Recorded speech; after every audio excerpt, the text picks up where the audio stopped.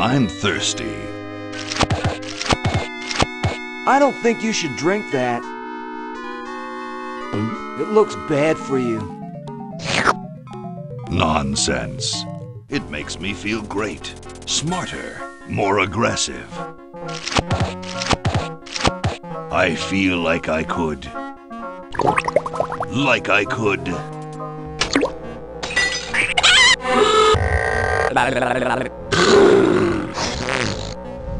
Like I could.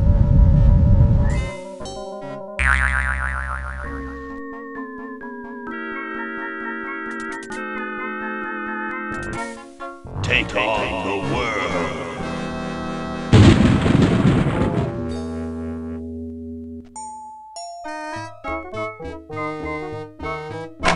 Look, Hoagie, it's a hamster. Just what I need for dissection lab tomorrow. I think I need that for the band, Laverne. You know, like we could bite its head off or whatever. Hands off that hamster. Friend of yours, Bernard? He belongs to Weird Ed Edison, and it looks like he's brought us a note. It's from my old friend, Green Tentacle. He says that Purple Tentacle's mutated into an insane genius, and Dr. Fred's going to kill them both.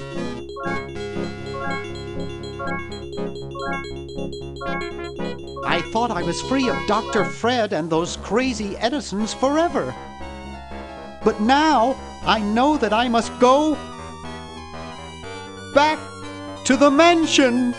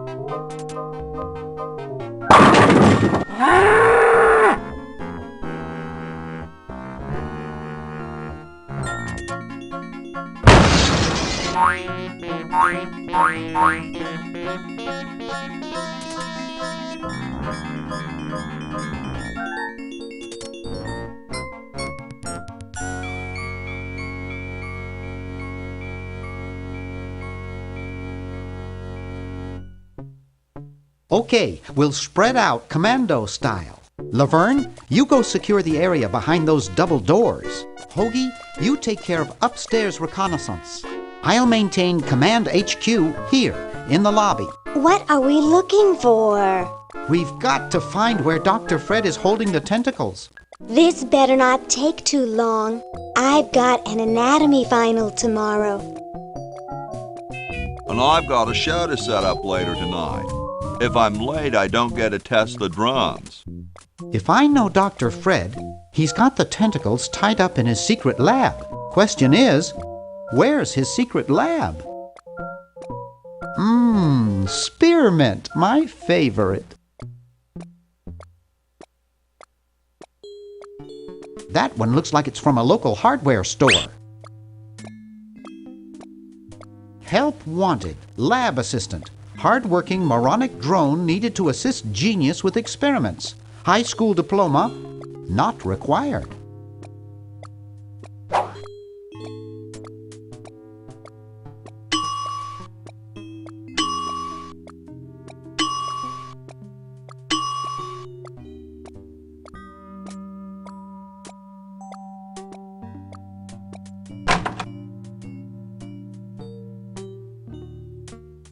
Gee, Dr. Fred doesn't have a penny. Gee, Dr. Fred doesn't have a penny.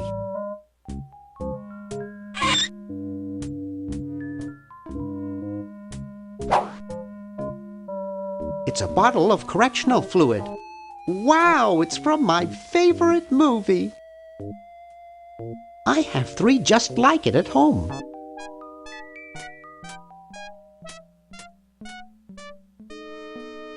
Always make sure they get your good side. Looks like Dr. Fred wearing a powdered wig. Handsome in a way, but I'm glad he eventually accepted his hair loss. Looks like Dr. Fred wearing a powdered wig. Handsome in a way, but I'm glad he eventually accepted his hair loss. I don't really want it.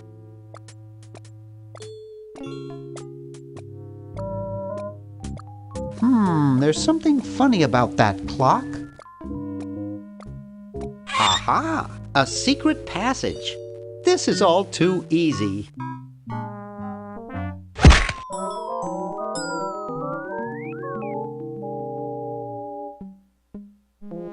Laverne, how'd you get upstairs? Am I upstairs? I got lost. Seen any tentacles? What's a tentacle? Oh, just something I whipped up in my spare time. Made good pets, actually, until one of them tried to take over the world. Had to tie the little buggers up in the basement. Good thing you told us that. Yeah, Bernard wanted us to set them free. Thank God you weren't that stupid. Did you say Bernard? Okay, you're free to go. Thanks, Bernard. Yes, thank you, naive human. Now I can finish taking over the world. Wait! Oh, yeah. Now I remember. He's incredibly evil, isn't he? I'll try to talk him out of it. Well, what possible harm could one insane mutant tentacle do? Leaping lab rats! Dr. Fred. What have you done this time, you meddling milquetoast? Now Purple Tentacle is free to use his evil mutant powers to take over the world and enslave all humanity! Whoops. Our only hope now is to turn off my sludge-o-magic machine and prevent the toxic mutagen from entering the river. Isn't it a little late for that, Doctor? Of course. That's why I'll have to do it yesterday through the time machine. This is all your fault, Bernard. Behold, children, the Chronogon. Doc, can't you just send Bernard? No, you must all go to increase the odds that one of you will make it there alive. Have any people ever been hurt in this thing? Of course not. This is the first time I've ever tried it on people.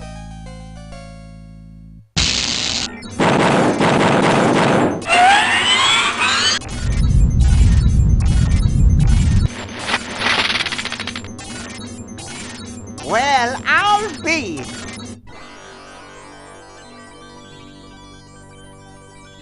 Bernard, float over here so I can punch you.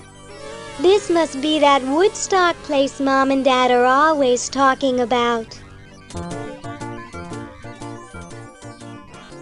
What could it all mean? I don't know. I don't want to know. Die. Die. We may not live to see yesterday. I'm sure Dr. Fred wouldn't have done this if it weren't safe. After all, he is a doctor. It worked! I can't believe it! And they said imitation diamond wasn't good enough.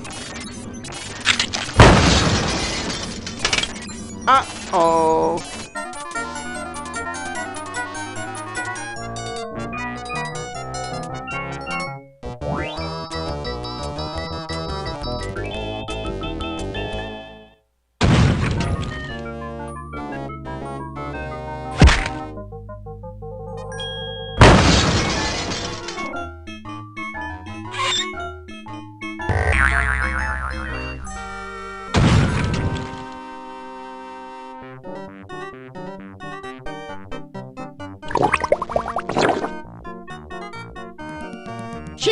mail-order jewels. What happened to Hoagie and Laverne? I knew I should have bought a real diamond. Are they alive? My dials say that the larger specimen landed 200 years in the past, and the other is stuck 200 years in the future. Well, hurry up and bring them back. I will, as soon as I get a new diamond. Then all your buddies have to do is plug in their respective chronogens and... Plug them in? Where is Hoagie going to find an electrical outlet 200 years in the past? Yes, well, he'll be needing my patented super battery then, won't he? Now, where did I put those patented super battery plans of mine? Plans? How are we going to get Hoagie plans? Don't worry me with details, boy. Just help me find the plans. They're in this house somewhere. Now what am I going to do? I think I made myself perfectly clear. Step 1, find plans. Step 2, save world. Step 3, get out of my house. Let's get cracking.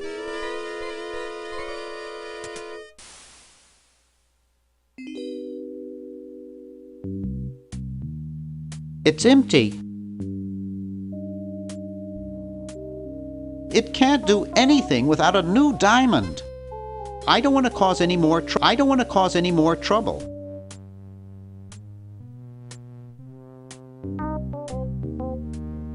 Maybe I put them upstairs. That's got to be it. Upstairs. It looks like a generator driven by a treadmill. To do. It's Dr. Fred's design for a super battery. It's capable of storing up to 1 gigavolt with a charging time of only 0.01 seconds. Wow! I've got the plans. Quick, we have to flush them to Hoagie. How did you get over there? My ingenious super battery design, please. You really flushed them. Yes. Down the toilet. No, through time.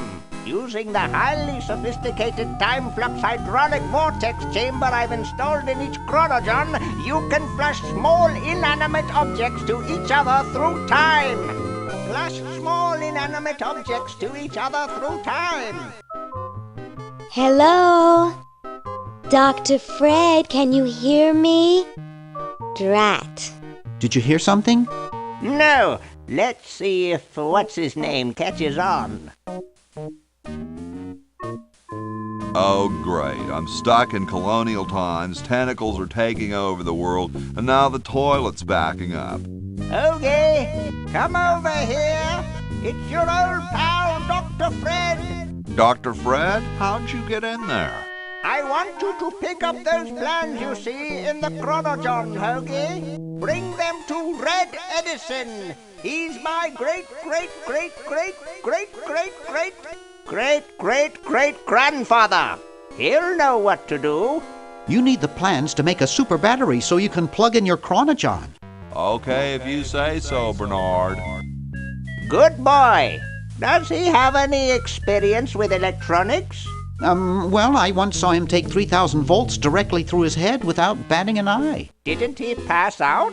Well, he was already passed out when it happened. Time for me to save the world, I guess.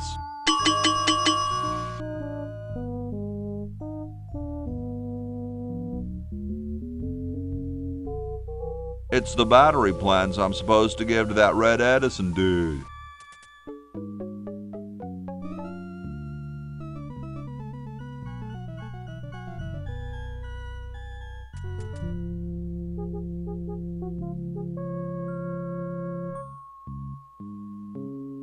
Hi there, mister. Franklin, Ben Franklin, soon to be known as the inventor of electricity. Do you know Red Edison? He's a scientist guy, too. Red Edison? A scientist? He's just an innkeeper who pretends to be a scientist, and he's not very good at doing either one. I can't believe Washington and Jefferson picked his inn, of all places, to write our Constitution.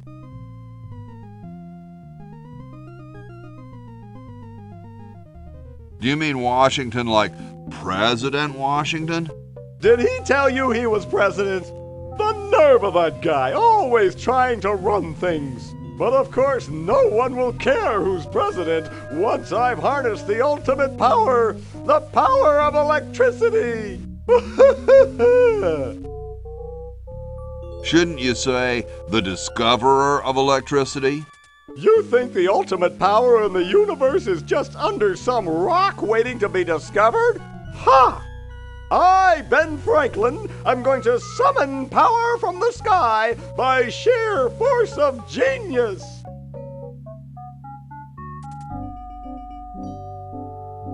I wonder what Red would say about that. Who cares about that crackpot?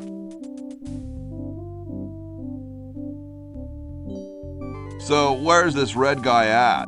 Down in his secret lab, of course, neglecting his guests. What's so bad about Red? What can you say about a guy who spent the last 4 years perfecting a left-handed hammer? He's insane! And he steals other people's inventions, too, before they can even apply for the patent. Not that I'm bitter. Aren't you the $100 guy? The $100 guy, not bad. Well, see ya. Carry on.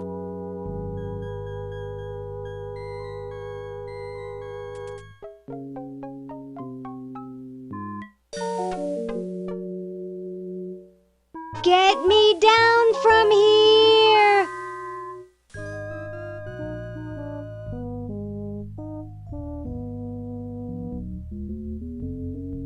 It's closed.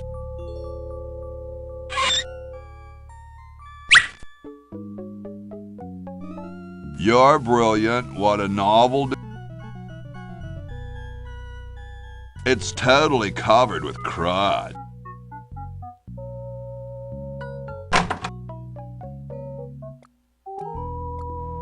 What's up? Don't feel like talking, huh? Vow of silence or something, probably, right? Well, that's cool. Great hat, man. I know some dudes in a band who'd eat roaches for hats like that. Know where I could get them a couple of hats extra big? Later, dude.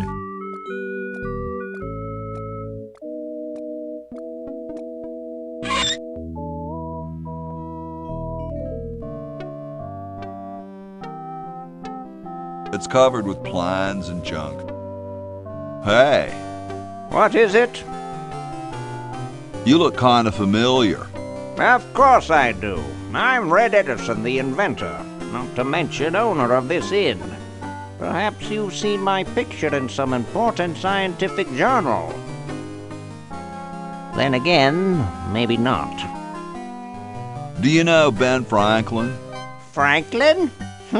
I would never associate with that overstuffed goofball.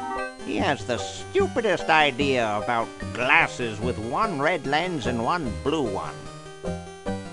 What are you doing? I'm inventing, you simpleton. What's it look like I'm doing? I know an inventor who looks a bit like you.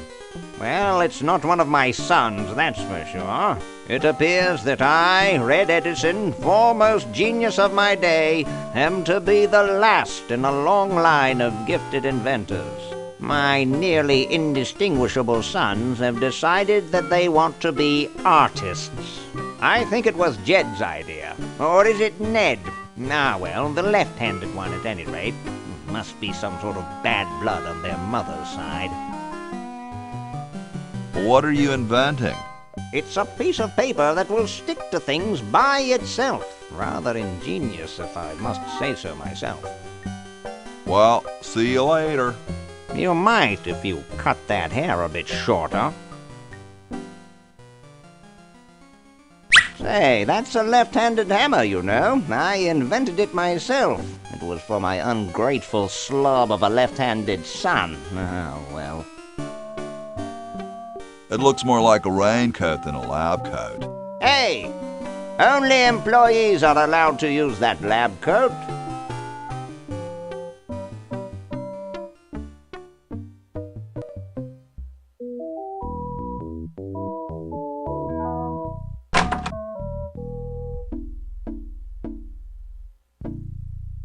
Yo. Hello? What's up, you cold? Cold? I'm freezing. Why don't you build a fire? Well, I keep asking Jefferson to build a fire, but he won't. Says he needs the log for posterity and won't part with it. He's going to give the log to starving children? I don't get any respect around here. Why, I bet if George I spent the winter in Valley Forge, Washington was cold, we'd get some heat in here.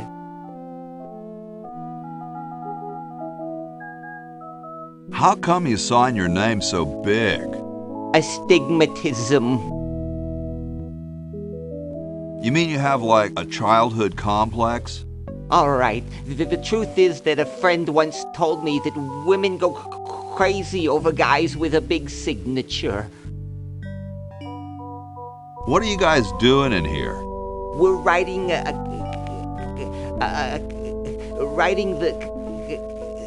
We're drafting a constitution for the United States. Don't say draft, you'll only make me colder. Wimp.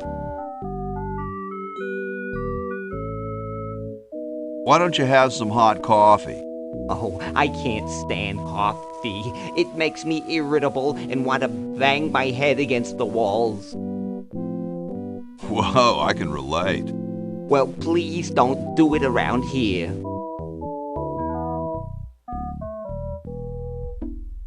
Well, I gotta go, dude.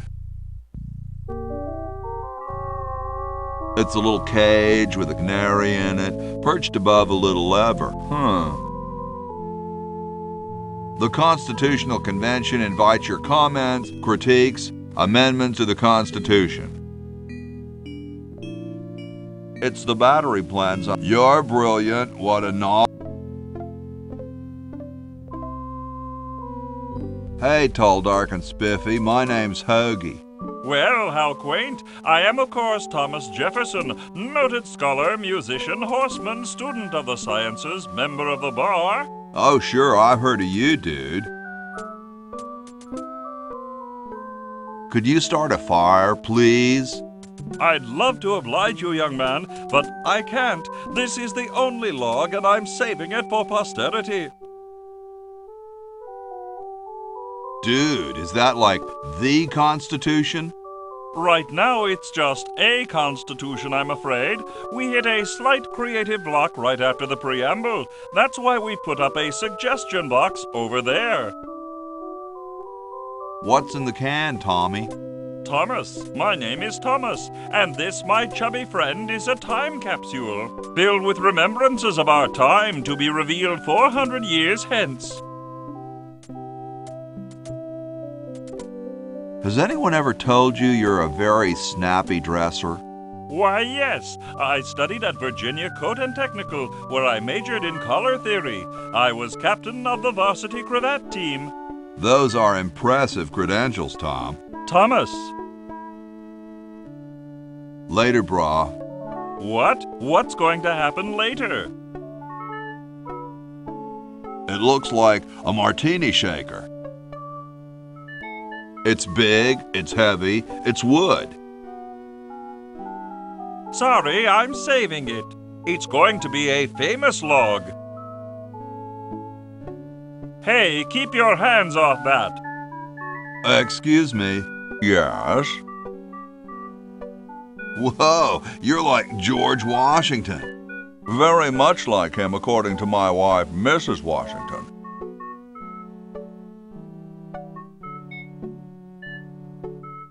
Awesome. Indeed. Is it true about you and the cherry tree? Oh, yes, it's quite true. Why, I've cut down acres of cherry trees in my day. I bet you've lost it. You couldn't cut down a tree to save your grandmother. Lost it, have I? Why, I'd show you a thing or two if there were a cherry tree nearby. But as you can see, there isn't. I only cut down cherry trees. Family tradition, you understand, cherries only. There's nothing out there but cedar and kumquats.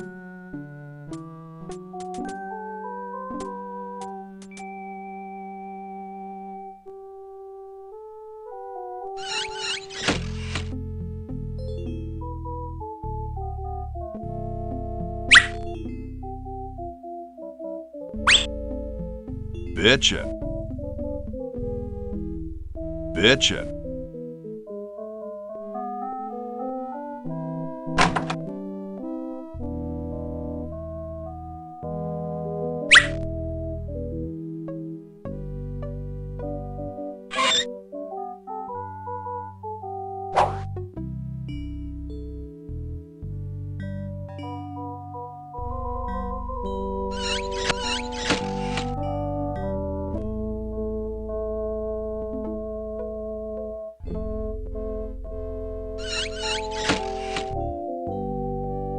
It's empty.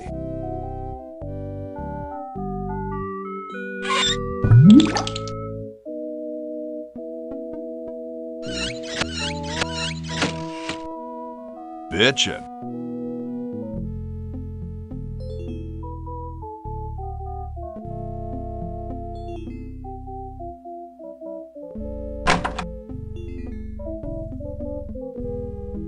I guess this is George Washington's bed. I guess this is George Washington's bed. I bet it calls the butler just like on TV. No way could I pick that up. Here I am, don't get your carols in an uproar. Excuse me, Mr. Washington. Boy, what a mess. Hey, lady. Yes, Mr. Washington? My name's not Washington, it's Hoagie. That's funny, Mr. Washington. Imagine being named after a sandwich. No, really, I'm not Washington. You're George Washington, occupation founding father. It says so in the register. This isn't my room. Well, you certainly messed it up as though it were. It's no use trying to fool me, Mr. Washington.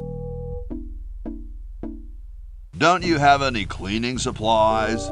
Like most maids, I keep them on me cart, in the hall. You're right, I am Washington. I knew it. I'll let you get back to your work. Yes, there's lots to be done.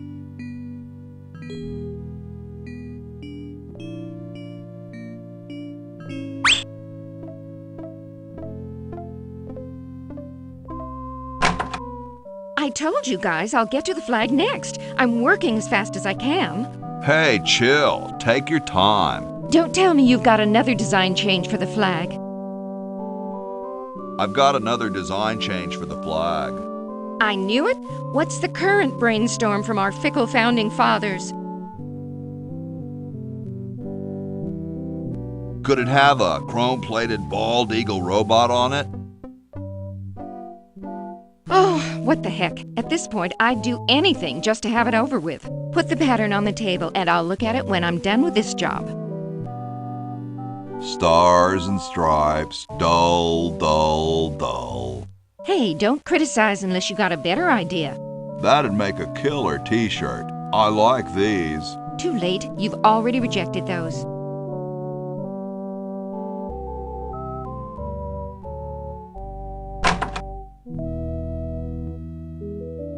Looks like he spent a lot of time in there. Nah, there's printer's ink on the sheets. Hey, what's that on the plans? It looks like a secret backwards message. Oh, it's just a coffee stain. I don't quite see how it can fly. Chateau de Cheapo, 1775.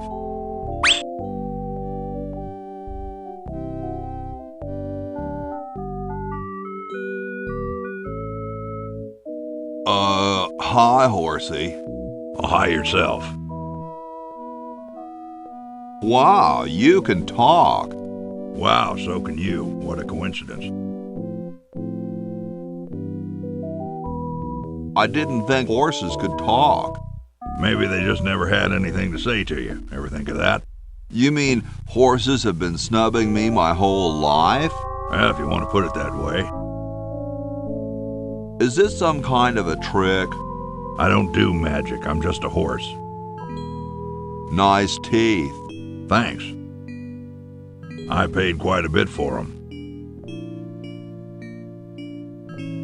Did I mention how great your teeth look? Thanks again. What's a nice horse like you doing in a place like this? Hey, I live here. What are you doing here? Did I mention how great your teeth look? Thanks again. I'm trying to get back to the future and save the world. The future, huh? And I thought that Franklin guy was off his nut. Well, I gotta go. See you later.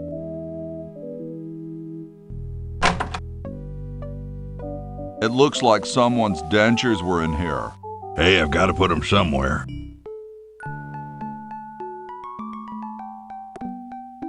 Question is, which one's stuffed and which one's the real McCoy? I assure you that we are both real, but we are neither one of us McCoys. We are Edisons, Ned and Jed. Who's who? Does it really matter? Even our dear father can't tell us apart. He only knows that one of us is left-handed while the other is right, but that neither of us are following in his tiny scientific footsteps. Hold still, Jed. So, I'm almost too frightened to ask, are you the marble delivery man? Or the model?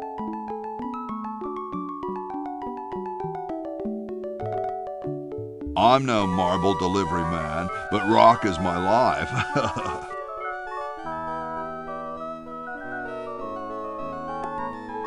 I'm sure that's terribly amusing, where you're from. Where exactly did you come from? The future.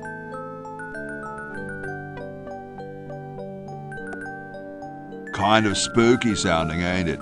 Ooh, the future. I'm from the future. Look out. Gosh, it would be so nice if you weren't here anymore. Sorry, hope I haven't jostled you. Too late. It must be Ned's. Or is it Jed's?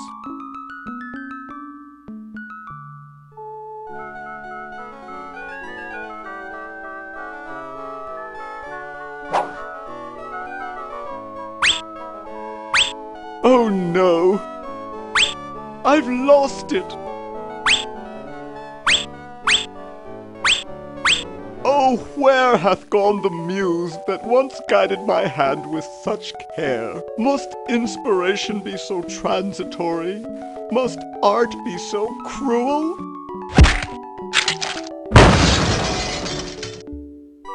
I'm a failure. Don't say that, Ned. Father was right.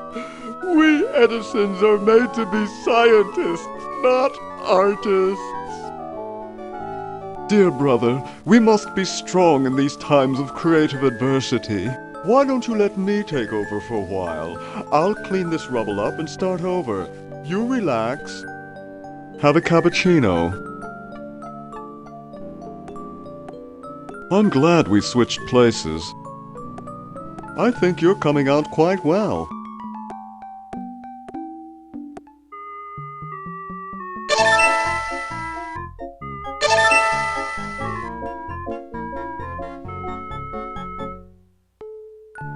So as soon as Hoagie gets that battery working, we're set. I'm afraid not. We still need a diamond for the main unit. And your friend in the future needs power too, if she's still alive. Alive? Get me out of here! I like trees and everything, but this one has got to go.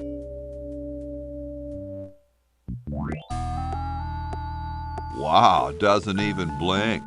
Please do not perturb my model. How about an amendment that the president has to be a human being? Please, this is serious business. You're right.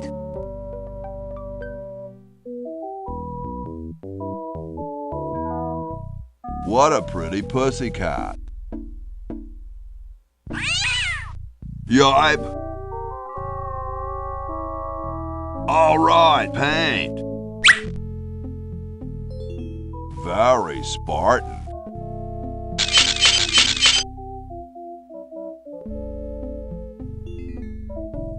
Very Spartan.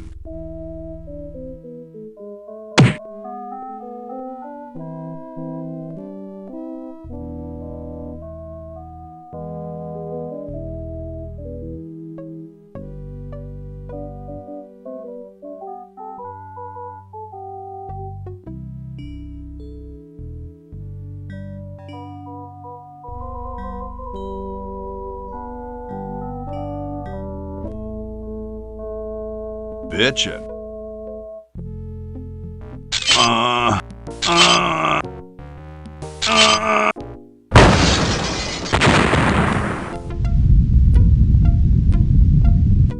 Sounds like the cat's caught a moose up there.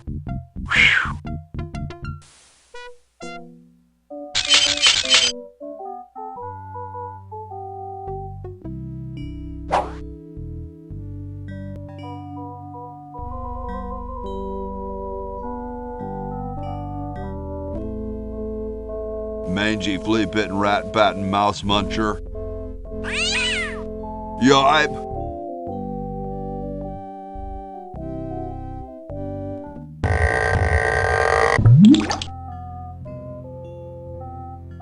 It's one of those pulley things.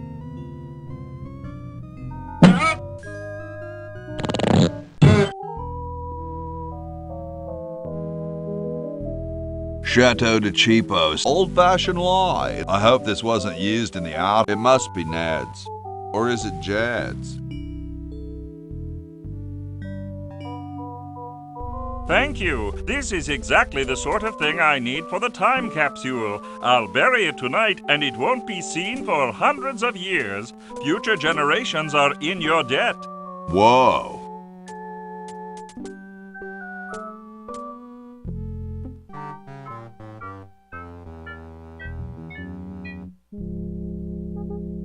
It's totally covered with crud. I don't wanna. I won't be able to get it very clean without soap. The water's all sudsy now. Dum-de-dum.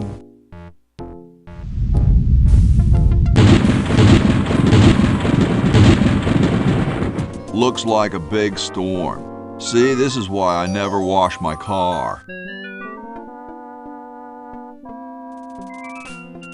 Hey, Ben. Oh, it's you. Where are you going? What about your experiment? Even science sometimes gets cold on account of rain, my boy. But how are you ever going to get lightning if you're not going to stand out in a storm?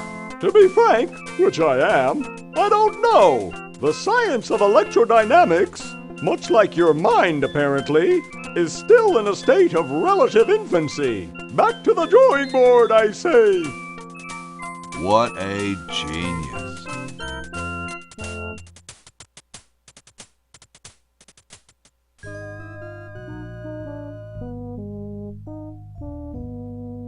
Grody. Ye oldie outhouses. Kumquats.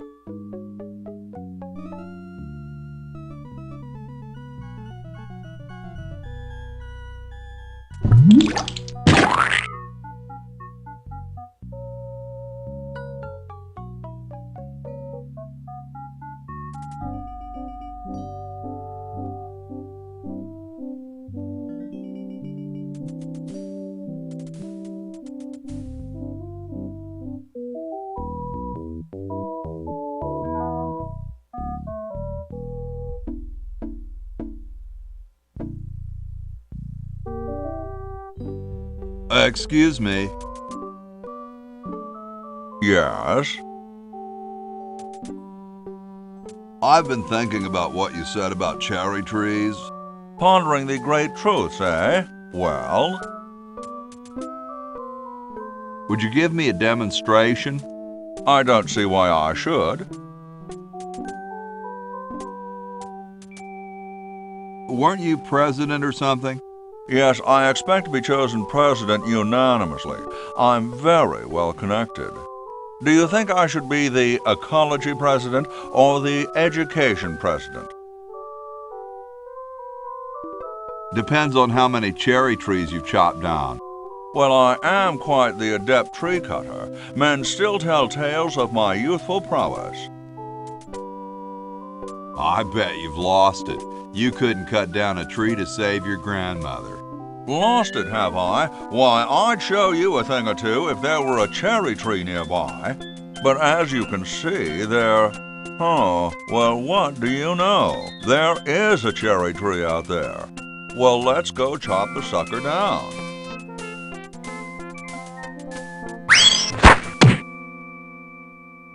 I said come down from there at once! Try to understand. I'm stuck in this.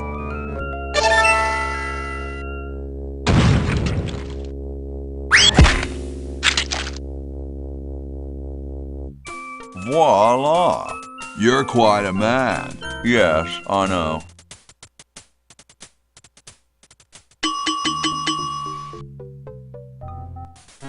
Get me out of here! I haven't done anything. Well, you must have done something or you wouldn't be here now, would you? You'd be out in the lobby with your tentacle owner getting dressed up for the human show. Owner? No one owns me. Gosh, no owner, you say? Well, don't worry about it. I'm sure someone will come adopt you before we have to put you to sleep. Damn that Dr. Fred. Hey, she knows the Edison family motto. I think they're both cheating. Probably marked. Dr. Fred, is that you? What? You're nuts. There hasn't been a Fred in the Edison family for 200 years. The last Fred was such a shame to the whole family, not to mention the whole human race. Well, who are you then? I'm Zed Edison. That's my wife Zedna, and my son Ved. Nice to meet you. What's this about a human show? It's a degrading farce. That's what it is. These slimy tentacles put humans in humiliating little costumes, do sickening things to their hair, and then force them to parade their ridiculous talents in front of unqualified judges who are paid off weeks in advance. Didn't get in, eh? They said macrame wasn't a talent. Pointy-headed goons. I heard that. How do I get out of here? If I knew that, do you think I'd be here? Well, I've got a lot of rotting in jail to do, so... Yeah, me too.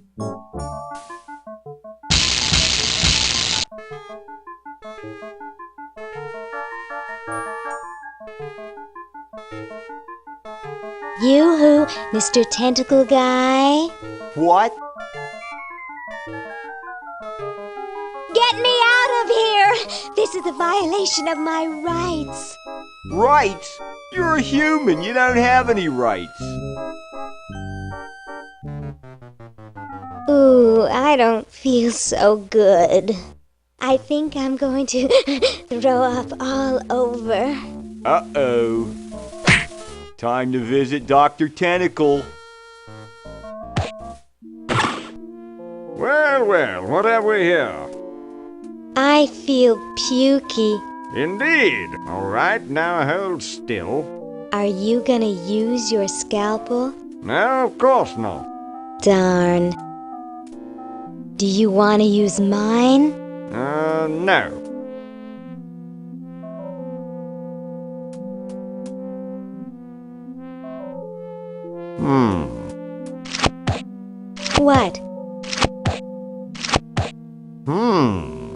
What? What? Just as I suspected. What? There's nothing wrong with you, human. What a letdown. Well, I'm late for the show. I'll send your keeper back for you. Oh. Sit. Stay. Good boy.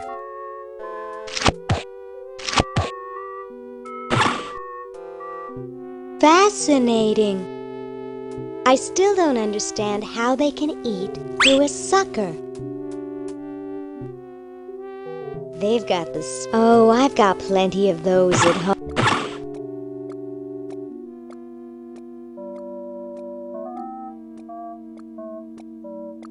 They both seem to be very happy about something.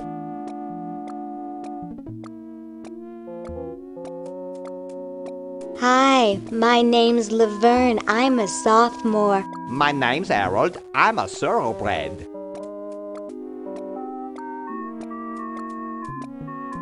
What are you, guys waiting for? We're all waiting for the human show to begin, of course. If your owner's going to interview, they'd better get you some name tags quick. But then again, why bother? My owner says I'm going to win. I'm the most beautiful human there is. That's quite a tutu you've got there. Thank you. My owner paid quite a lot of money for it. My owner buys me anything I want. Where is your owner? He's not here right now, but he would be if he in any way possibly could. His bus broke down in Pittsburgh, so he's stuck there with the other owners. This is the first show I've ever done alone. Is your hair naturally blue? Natural? Oh gosh, this took several very expensive sessions at a posh grooming salon. I've got the hair competition in the bag. Well then, good luck. Who needs luck when you've got beauty?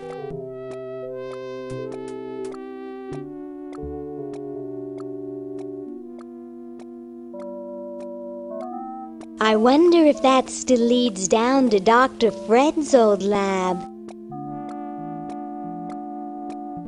Hi, I'm Laverne. That's regrettable. Perhaps you should see the doctor. Now be off with you. Nice clock. Rather. No one is to touch it, especially humans. Now be off with you.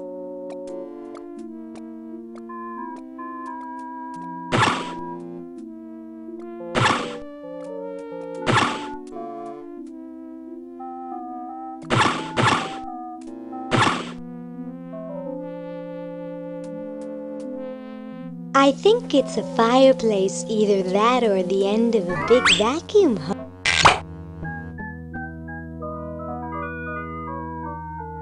Just the regular old flag. No way could I reach that. The crank is missing.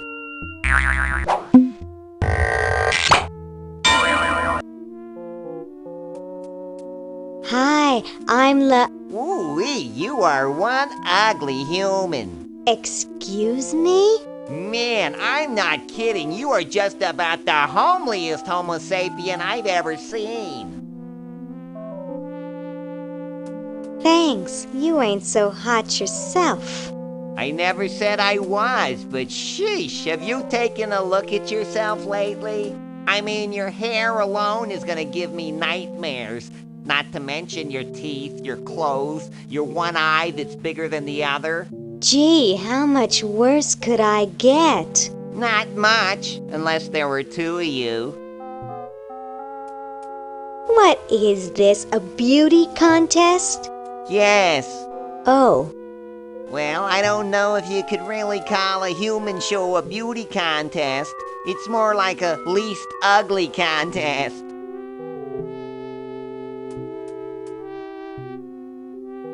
Human show? How degrading! You should be ashamed. Yes, working with humans is degrading, but somebody has to do it.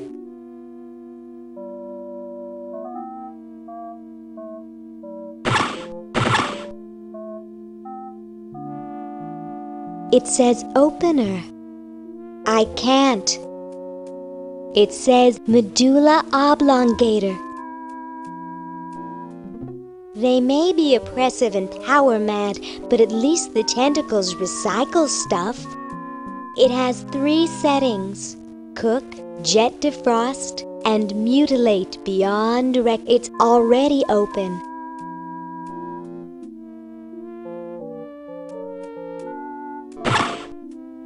It's empty. It's busted up good.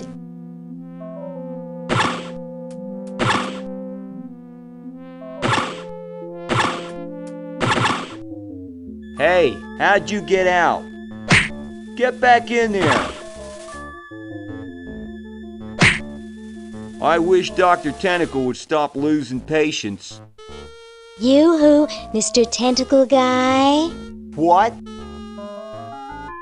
I have to go to the bathroom. Ha, that's a good one. Imagine a human using a bathroom. Come on, let's take a walk. Okay, human, do your business.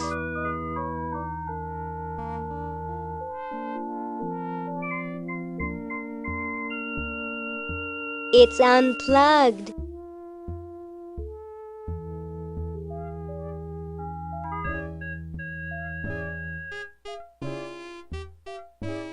Okay, I flushed it.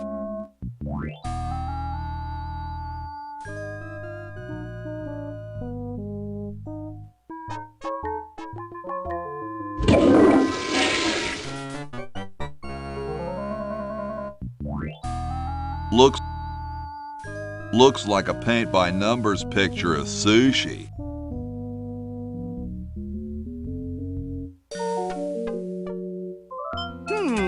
The design's solid, but I need some waterproof material, like cast iron or something.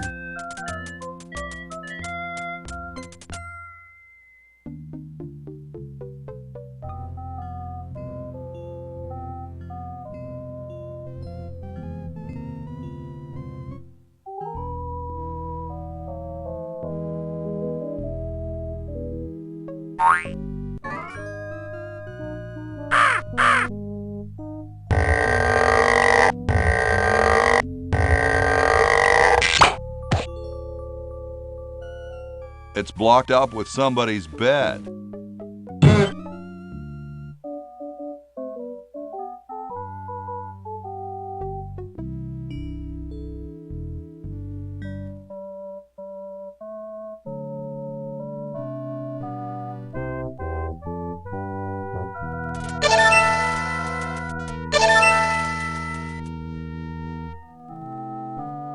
The guys downstairs say they want a big family crest, and in the 4 corners they want a keg, some babes, a guitar, and some drumsticks. And underneath it all put, America rocks. Just put the plans on the table and I'll get to it.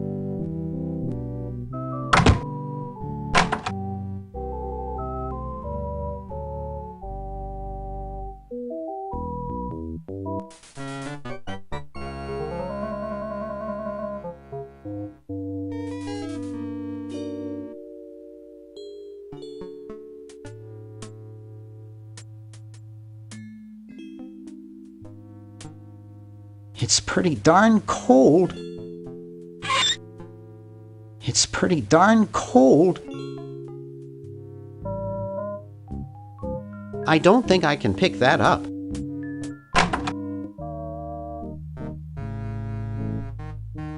This beautiful 4,000-carat diamond can be yours today for the special rock-bottom introductory price of $2 million. The number to call is 1-800-STAR-WARS. Don't miss this amazing once-in-a-lifetime opportunity. Up too late? Try a fickle finger's fate. Stick in a dime and you'll have a good time.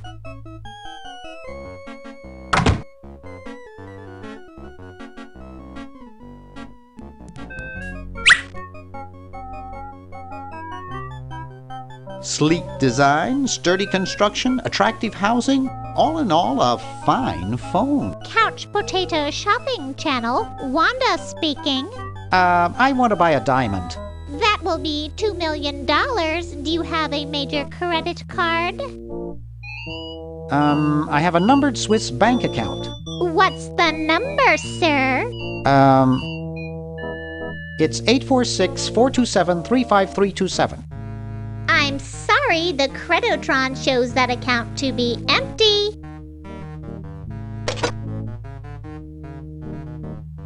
Ahem. Late night?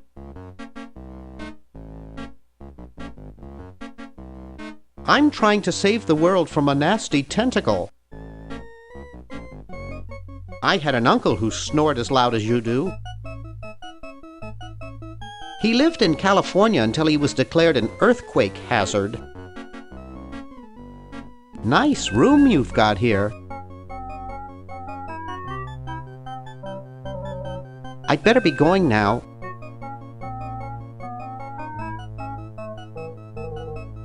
I can't pick it up. That guy is lying on it.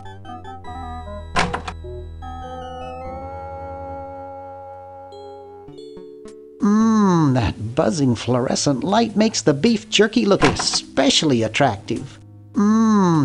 Except for those beef squigglies I got... It's useless. No one will ever be interested in my design, so I'm ending my novelty inventing career right here in this tacky motel. How appropriate.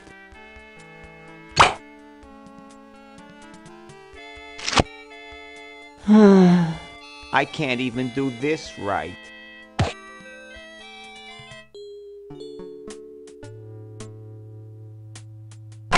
Green! Bernard! What are you doing up here?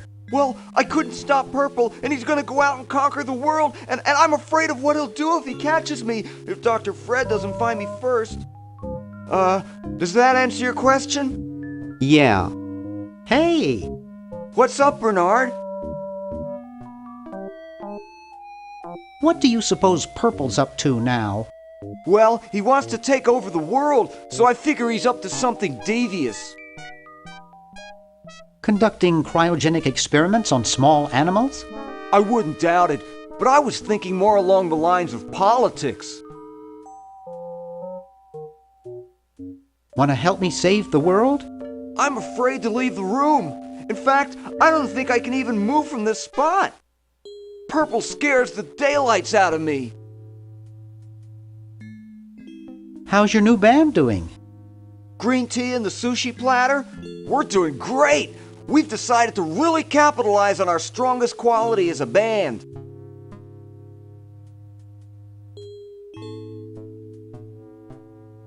Really? Which quality is that? Volume, man, volume! We have a chance to win a Grimey Award as the loudest new band. We're pulling out all the stops. That's great! Yeah.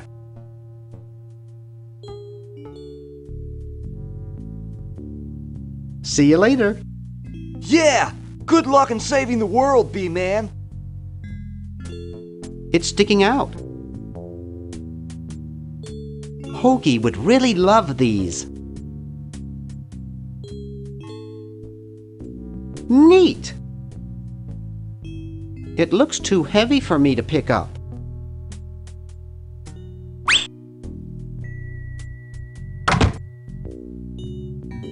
Neat!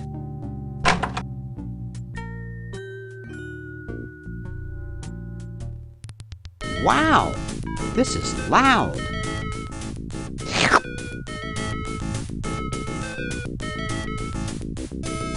Hoagie would really love these.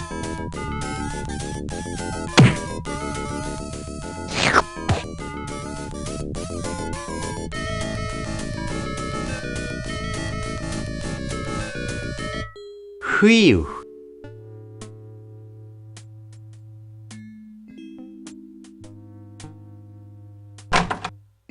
Hey, aren't you Weird Ed Edison, the paramilitary nut? Why, yes, Hey, do I know you? Yeah, I'm Bernard Bernoulli. I broke into your house 5 years ago, kidnapped your hamster, broke into your piggy bank. Nope, doesn't ring a bell, but I can't remember much about that period anyway. My psychotherapist thinks something traumatic happened to me back then that I'm blocking out.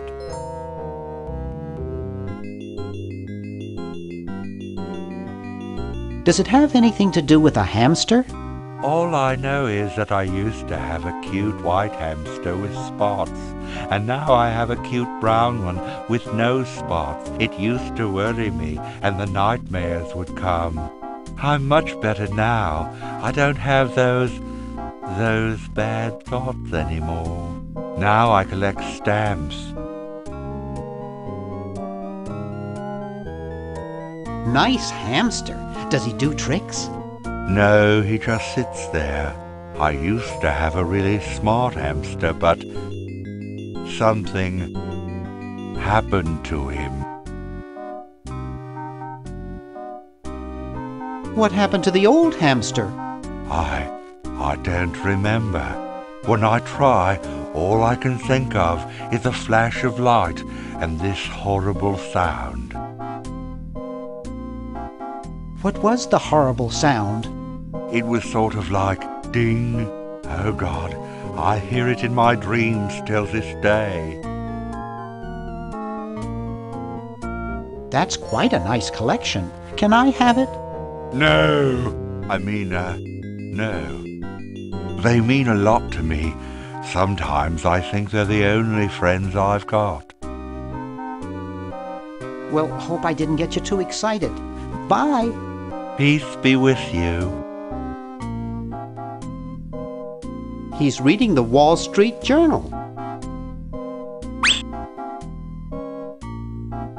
I've got one just like this packed away in the garage. Excuse me. What is it? I'm rather... Say, aren't you Bernard Bernoulli? No, my name is Threepwood. Nice try, but I never forget a face. You broke into our mansion a few years ago to save your little friend. What did you come for this time? I'm trying to keep a tentacle from conquering the world. Really? How nice.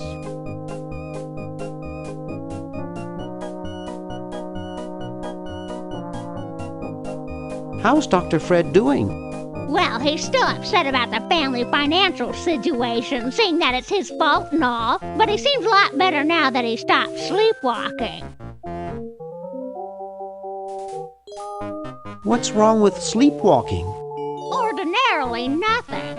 But when Fred sleepwalks, he remembers a combination to the safe. I'd find him in the office, opening it, screaming like a cat in the oven, and slamming it again. Something about what's in there really scares him. Unfortunately, I was never able to catch the combination since he works it so fast. How did he wreck the family finances? Well, we should have made millions on the computer game they made about us. But the resident genius locked the contract in the safe in his office and forgot the combination. How did he manage to stop sleepwalking? He stopped sleeping. Fred drinks a lot of coffee. Me, I only drink decaf. I'll let you get back to what you were doing. Come back any time, you big hunk. Get away from that! Creepy. Must be an Edison.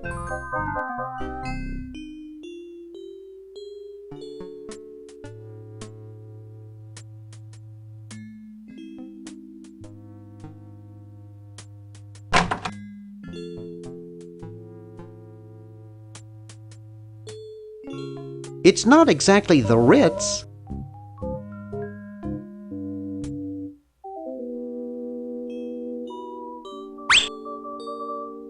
It's a primitive but useful venting device which prevents...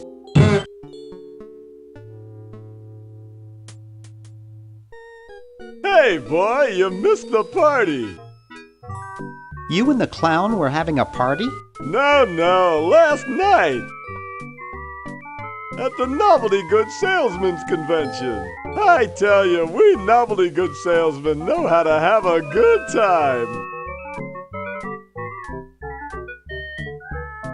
Has anyone ever told you you look like Don Corleone? That's strange. My wife says I look like King Charles I. So, want a cigar? Sure, lay one of those Havanan babies on me.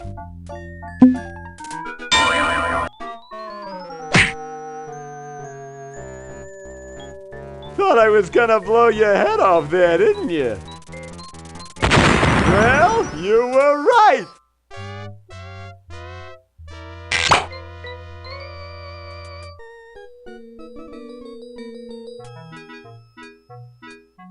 You shouldn't smoke. It's a bad habit.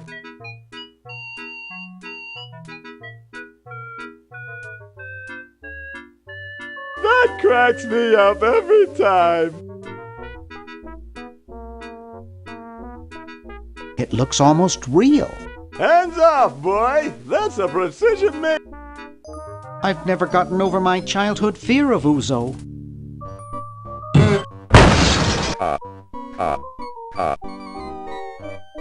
I hate that clown.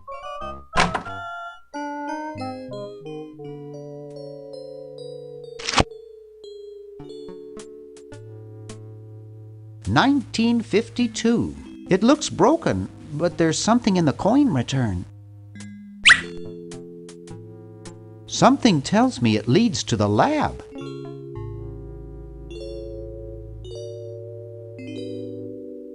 Get away from that!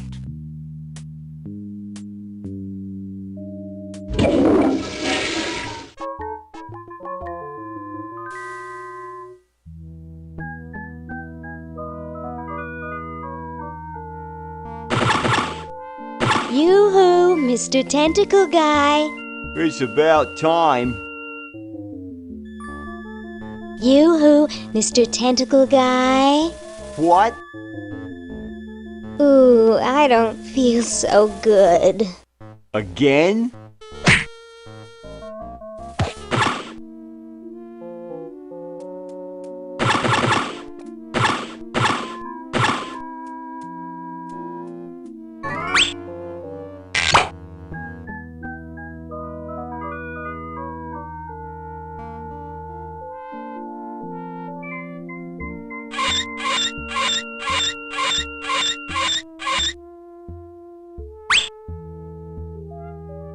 One size fits all.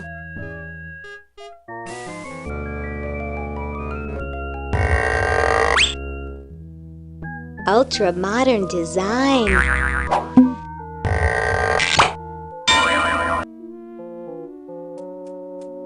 Hello, I'm a tentacle. I'd like to enter my insignificant human in the show. Oh my, yes, of course. Take these tags and put them on your human and have them wait on the bench in the lobby. Entrance will be judged in 3 categories: best smile, best hair, and best laugh. Thank you, fellow tentacle. Unlike humans, you have been very useful. Oh, thank you. Believe me, it was my pleasure. Now all I need is a human. Yowza! That was one good-looking tentacle.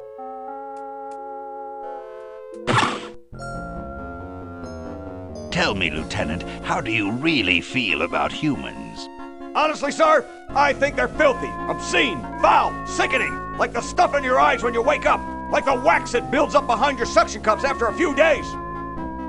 That's enough, son. I just wanted to be sure you weren't one of those humanist sympathizers. What with this ridiculous human show going on here, there's humophiles everywhere. I'm no humophile, sir. That's good.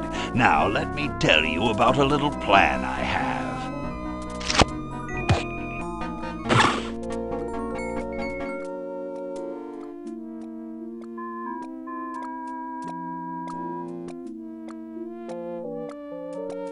Hi, I'm Laverne. Laverne, eh? Curious name for a tentacle, I must say. Are you here for the show? Yes, that's right. Well, good luck to you then. There are some jolly good prizes to be won. Why, the grand prize is a dinner for two at Club Tentacle. Has anyone ever escaped from this place? Some try once in a while, but I always fetch them back. That's my primary duty here, and I take it very seriously. I always get my man, no matter how long it takes. Why, I once trailed a renegade human for 6 days. He led me clear through the hills and up to the top of those mountains to the west. You couldn't possibly imagine the horrible things I had to eat to survive. Pieces of your own body? Good heavens! Nice clock. Yes, it's a valuable antique. I'd like to show it to you, but I'm presently charged with the task of guarding it. No one will get near it while I'm here. You're quite a tracker, aren't you? Rather. I always get my man, no matter how long it takes. Be seeing you. Yes, perhaps I could regale you with further tales of my tracking expertise. Stupid tentacle.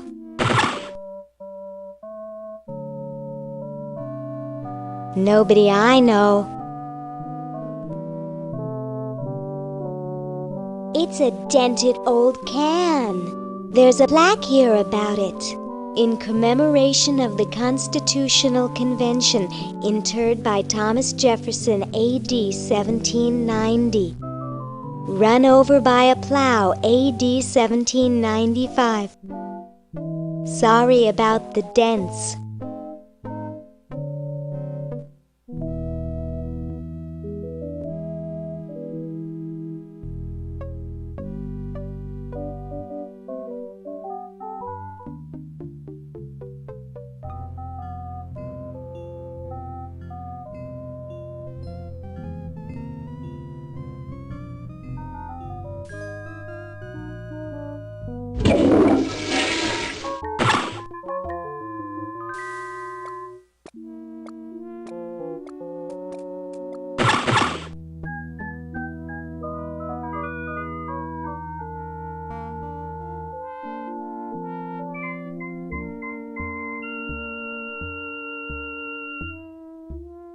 He was scratching his back on the fence, I think. What a shabby paint job.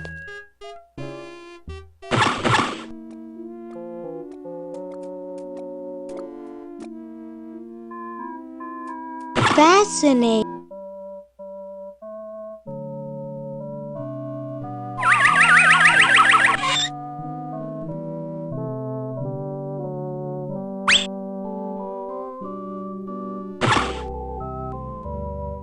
W R. Hello, my silent gauze-wrapped friend. I've got to get power to my chronogon. I guess I could wait for a lightning storm. My, those are nice clothes you're wearing. All that white really gets to me. I'm concerned about the human show. Where am I going to find a human to enter? Most of the humans are probably entered already. There's something else about the human show. Is it really moral? I mean lining people up and judging them like meat. I really should go now. Call me sometime, okay? I almost killed myself on a pair of those once. It looks quite happy where it is. It looks quite happy where it is. It's that guy from the Hawaiian cop show. Comfy. No time to relax. I'm trying to save the world. Classy.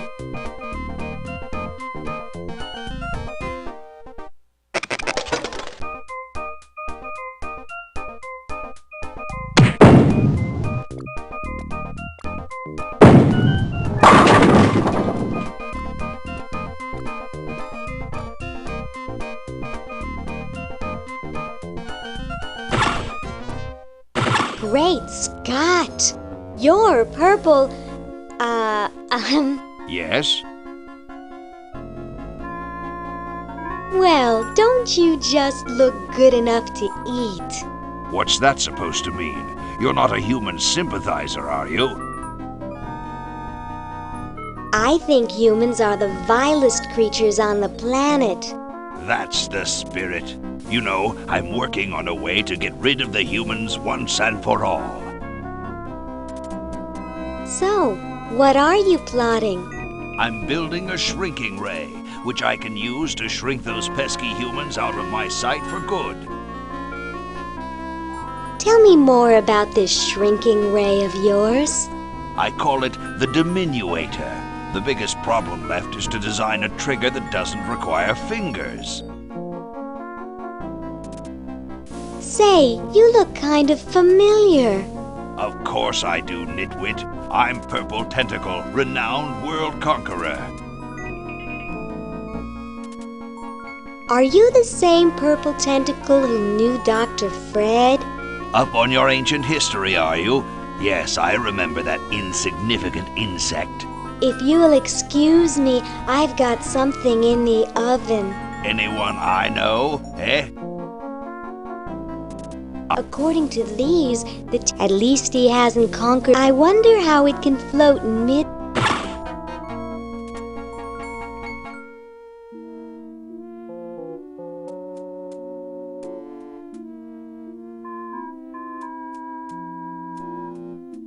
Dinner for two at Club Tentacle. Dang, it says tentacles only. I can't, it's behind the glass.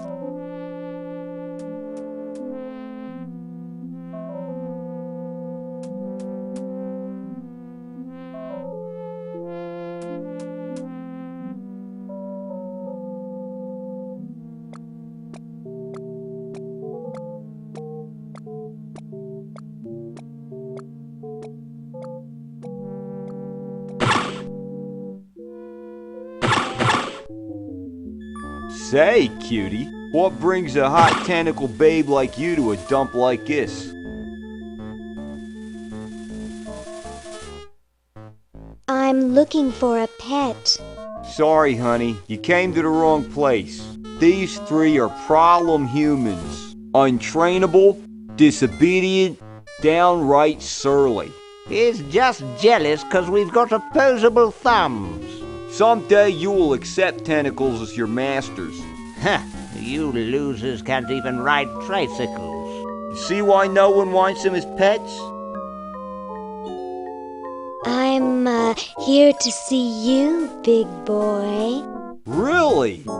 Well, what are you doing for dinner? How about Club Tentacle? Oh, what am I saying? I can't afford to take out the trash, let alone a classy babe like you. I'm here by accident. Bye. Hey, I don't want to be here either.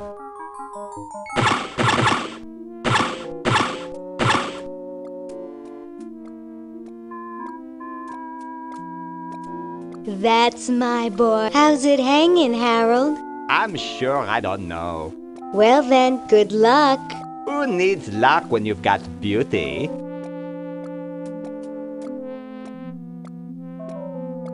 Well, that's the spirit. Everyone's raring to go. Let's get this show on the road. Ah, here it comes, my finest hour.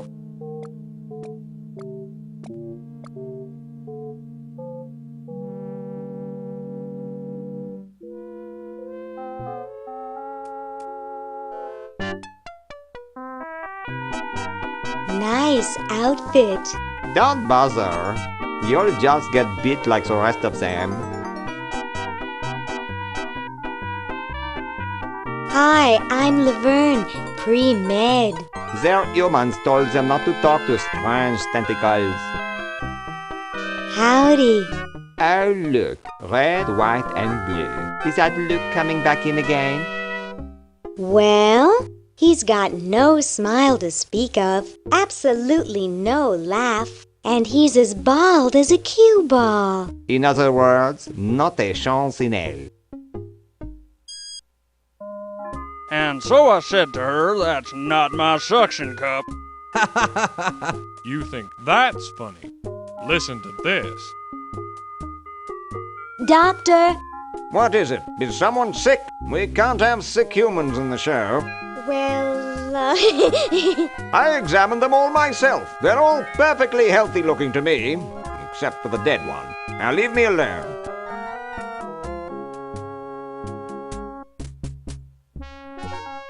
Hey, anybody care for a bribe? What do you think we are, human? Ha ha ha! Human. Ha ha ha! Hey, when are you guys going to judge best hair? Oh, all right.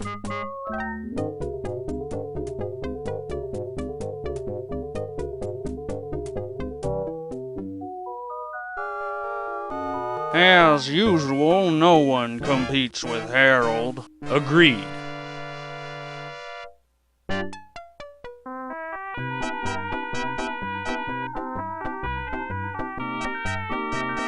Hey, when are you guys going to judge best smile? Oh, all right.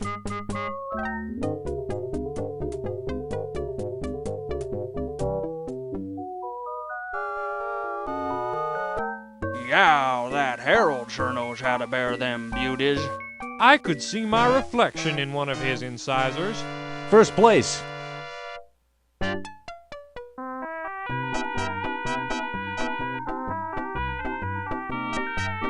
Hey, when are you guys going to judge best laugh?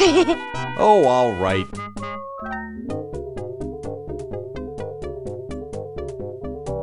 Okay, who's got a joke? Hey, I just flew in from Baltimore, and boy are my suction cups tired. A classic.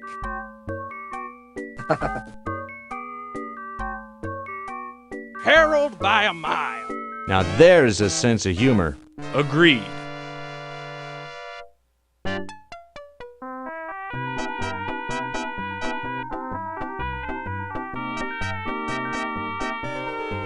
Well, he's got no smile to speak of, absolutely no laugh, and he's as bald as a cue ball. In other words, not a chance in hell.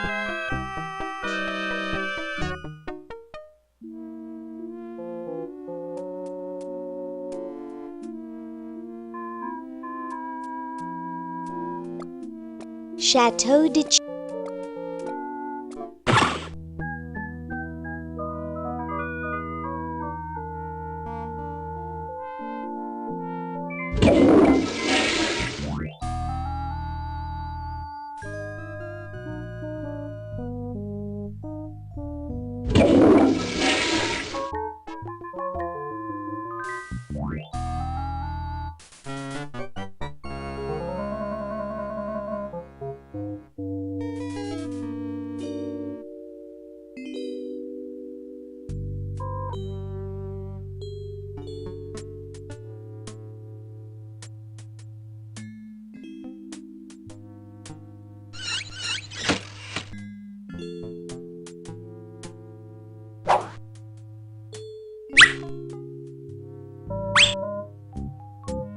My, what a big coffee. I think I could lubricate. Brown water. The Duke Memorial Brand Microwave.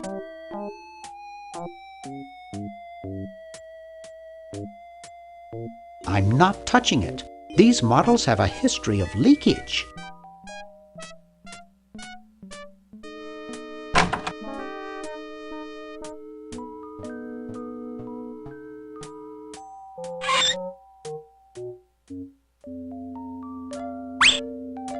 It's a coin-operated clothes dryer. It looks pretty broken. Neat!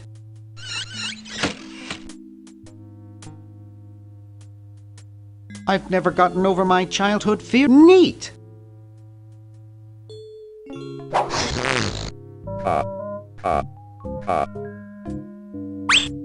Maybe I got a little carried away. Air conditioning, I guess.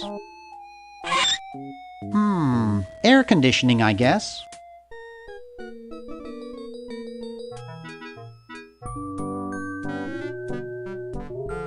Jumpy little sucker. Come on, I won't hurt. Slippery little devil. I can't get hold of it. Slippery little...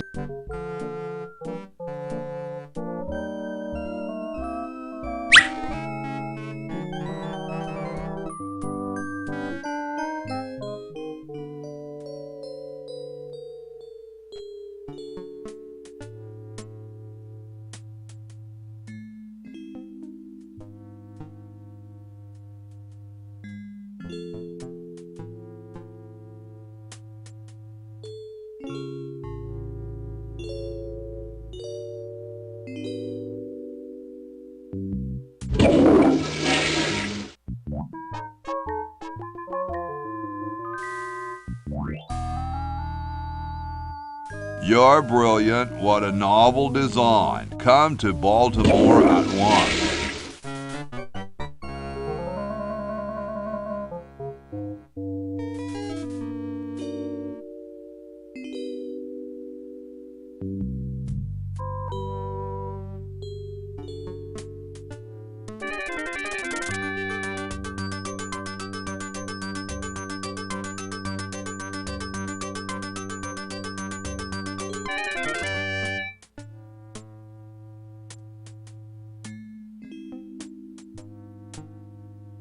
I'm just a failure. There's a whole lot of... You're brilliant. What a novel design. Come to Baltimore at once. Hey, there's a letter here for you. For me? Probably another rejection slip. Oh well. You're brilliant. What a novel design. Come to Baltimore at once.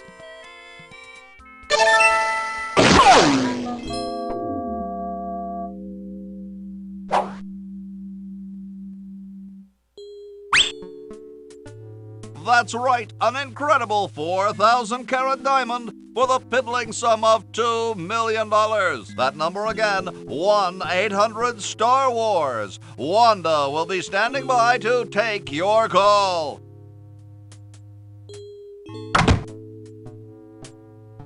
Things are growing in it. No way, I'm not touching that junk.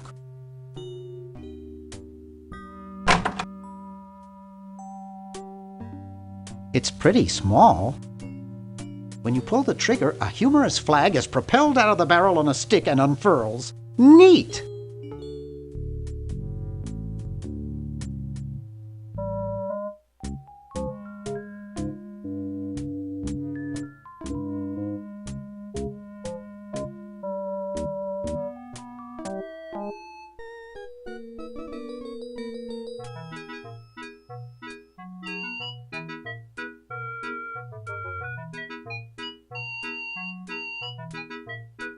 Look, a three-headed monkey. Huh? I don't see anything. Oh, never mind. Hi there. What can I do for you, kid?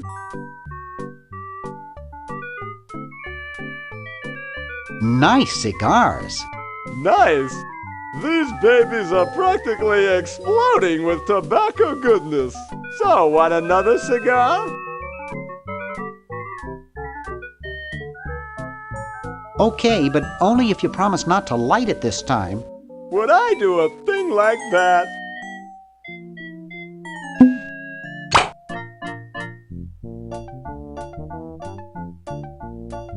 I don't get it.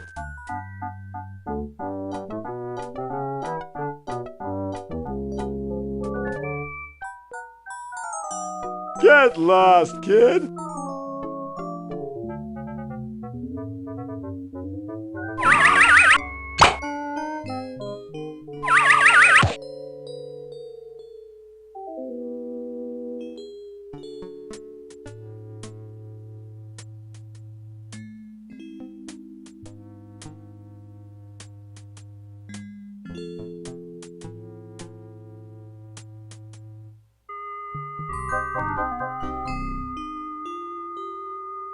Hey, wanna see a neat trick? Sure. Neat, huh? My Pony Express stamps. You'll ruin my Pony Express stamps, not to mention 5 years of therapy. Get out of my room. Jeez, what a grump. He should really try to find some outlet for those negative feelings.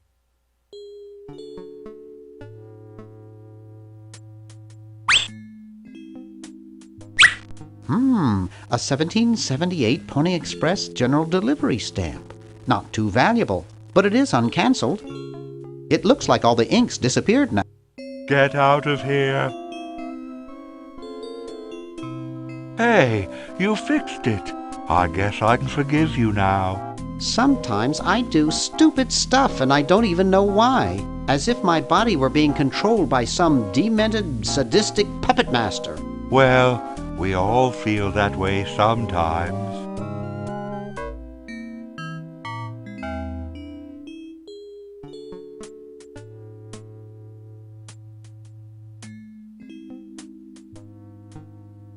Cute little fella.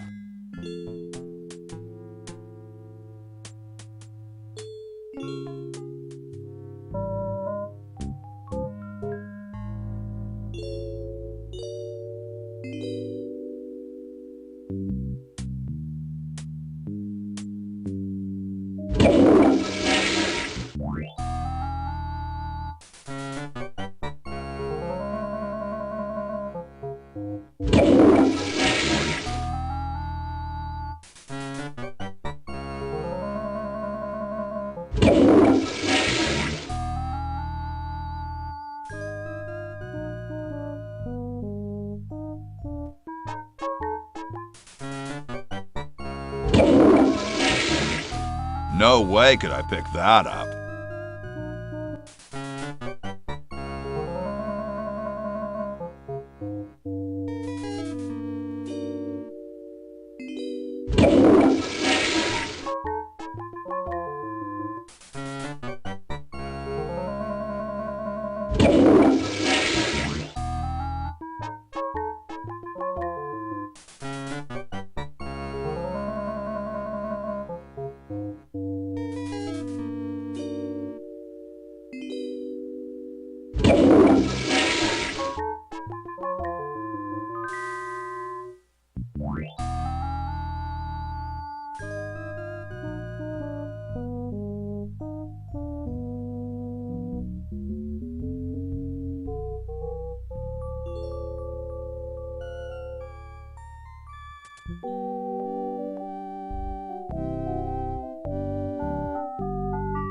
Yo.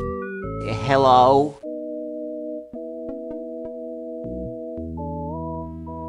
Shouldn't you guys be working instead of just sitting there? Writer's block. We can't think of any amendments or anything, so we put a suggestion box over there. I don't suppose you have any brilliant ideas? You could guarantee the right to free speech.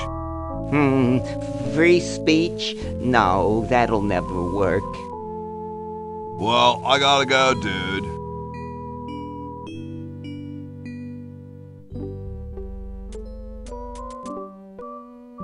Excuse me. Yes? Mr. President, may I offer you an excellent smoke? Can you also provide me with a light? Sure. Well, in that case...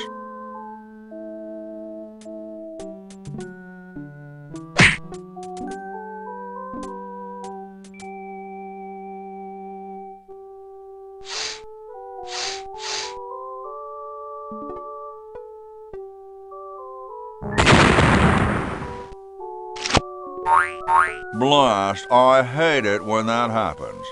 See if you can't find those for me, will you? There's a good lad.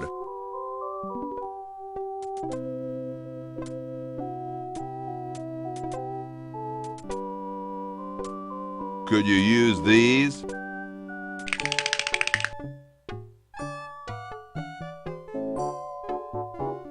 Why, thank you, young man. Strange. I wonder if I should cut down on the coffee. Hey, Tom, look! The father of our nation is cold. Better build a fire. You're right. Huh? I guess you can have my log. Me? Why should I build the fire? You build the fire. I'm bothered by the smoke. You build the fire.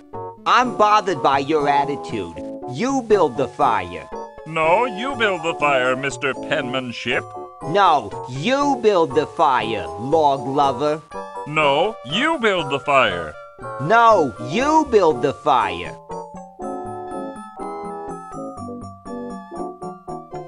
You big baby.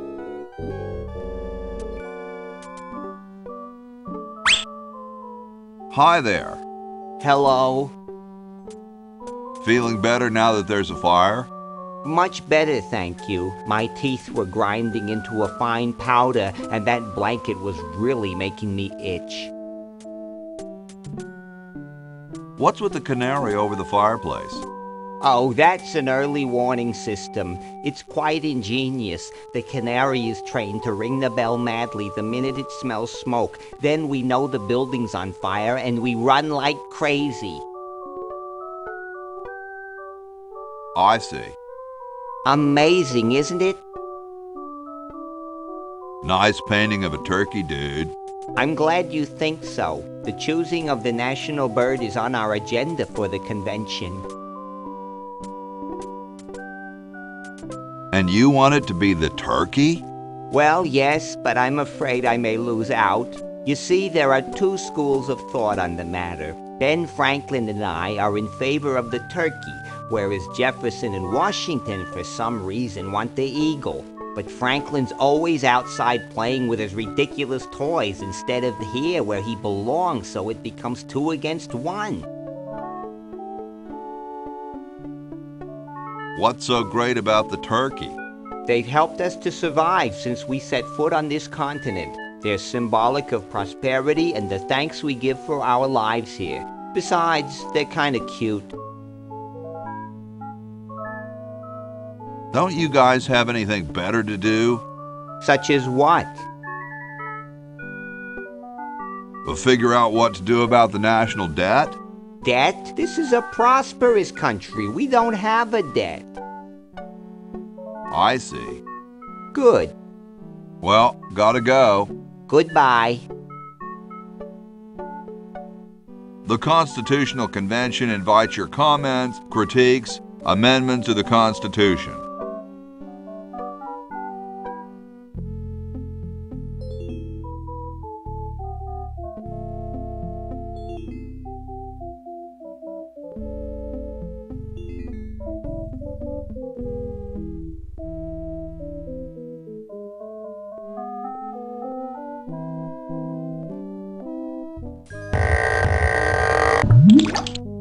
Navajo, I think.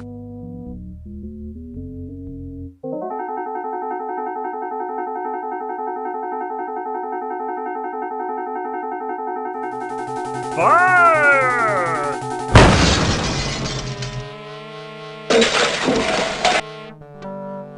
Okay, who was the idiot who started the fire?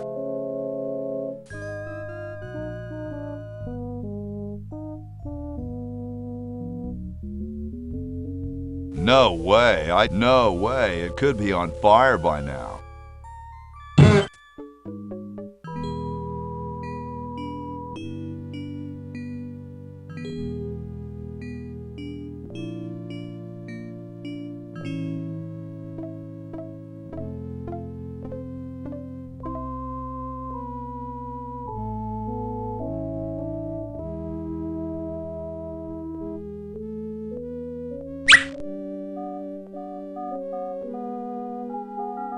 It looks pretty clear in here now. Say, did you get the pen on our way out? No, I found a blanket blocking the chimney. Son, do you know anything about a blanket? Didn't the dude next to you have one earlier? Hey, catch you later.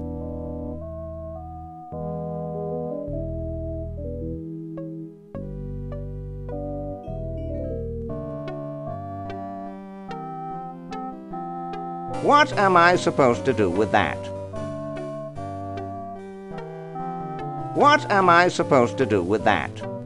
What am I supposed to do with that? It's the battery plans I'm supposed to give to that Red Edison dude. Super battery, eh? Brilliant design. Sometimes I amaze myself. Now all I need is oil, vinegar, and some gold. Ah, excellent. I need that for my super battery. Ah, excellent. I need that for my super battery. Ah, the final element for my ingenious battery. Stand back, boy. Give me room to work.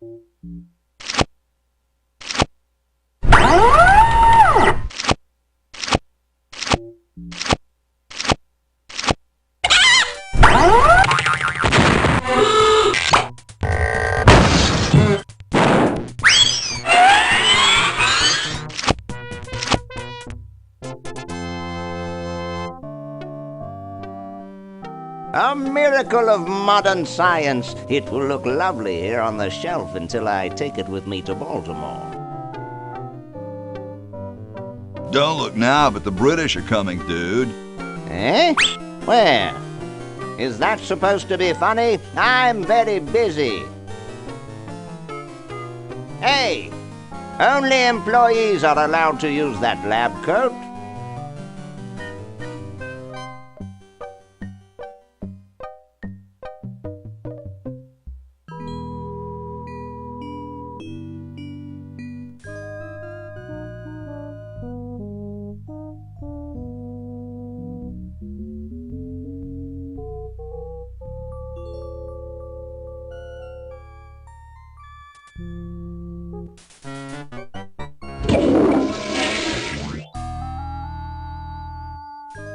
Grody.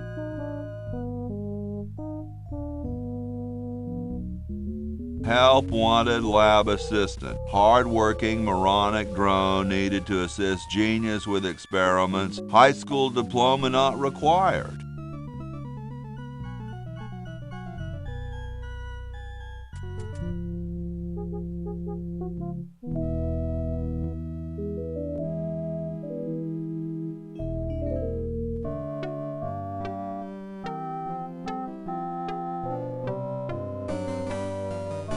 What's this? Help wanted, moronic drone, assist genius, yada yada yada. Well, I'm the only genius around, and you look dumb enough. So pick up your lab coat and get to work. Maybe we should add a rule that you can't dump sludge into the water supply. What manner of fool would do that in the first place? You're right.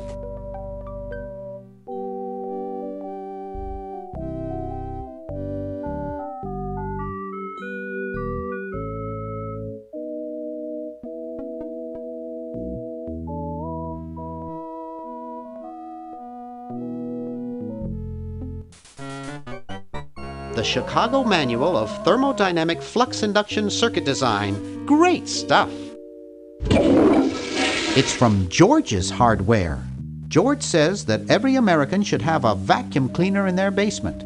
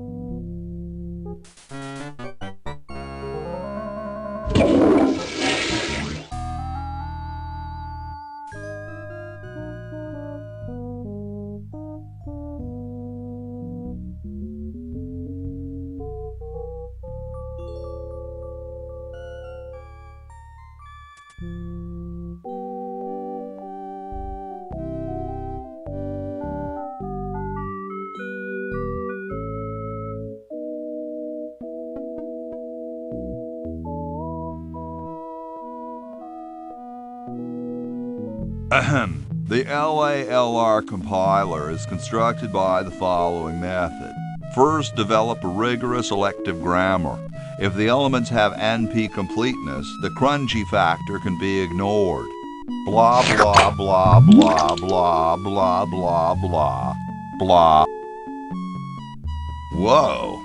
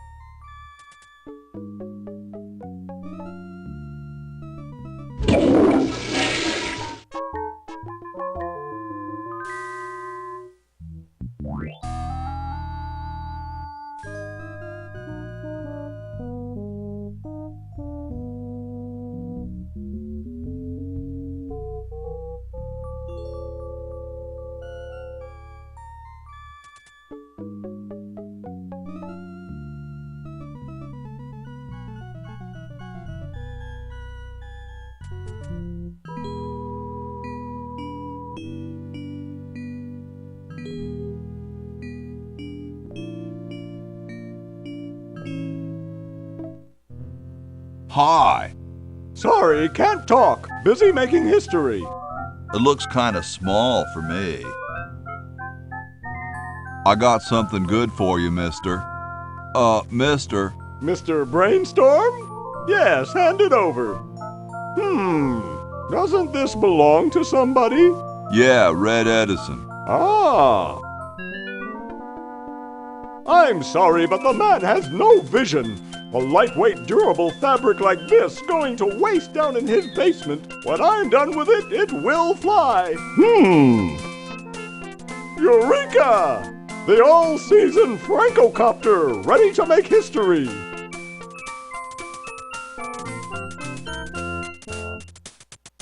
No, there's no fuse. So, what do I light? For the last time, you're not going to light anything. You just push it. The whole time? How am I going to get up that high? Listen, just wait for me to say the word now. Then push the kite into the air, all right? I'm on you, lasagna. Let's hope so.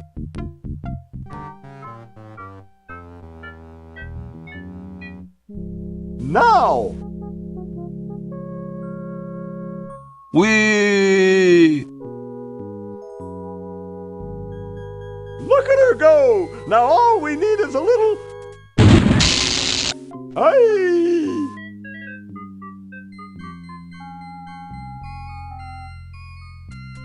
So what happened after I fainted? Well, after the lightning hit the kite, it came crashing down on your head. The lightning? No, the kite. Drat! What do you think we should do? Try again. That's the spirit.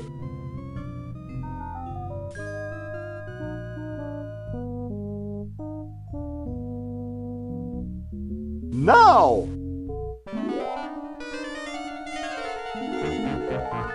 She's handling kind of funny. You got it. Just hang on there. She's too heavy. I can't control her. Hang on, Ben. Hang on. She's breaking up. She's breaking up. Run for your life.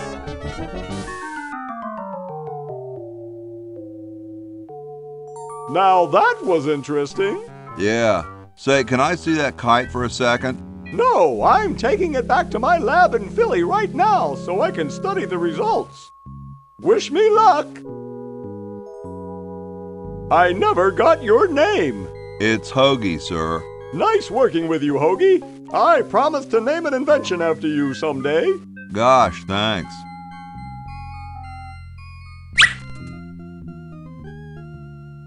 The meter says it's fully powered.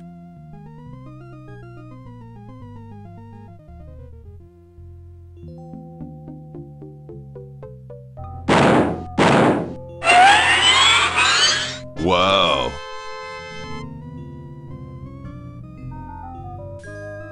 It's empty.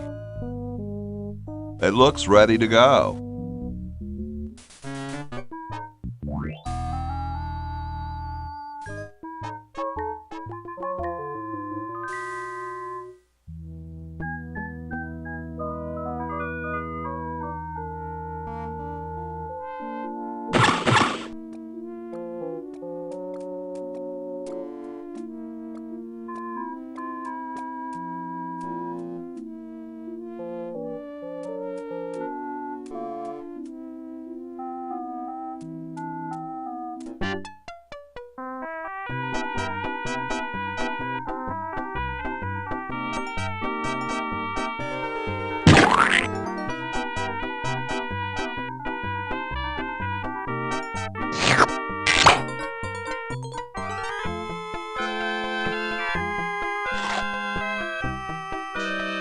Well, he's got no smile to speak of, absolutely no laugh, and luscious, stylish hair. In other words, not a chance in hell.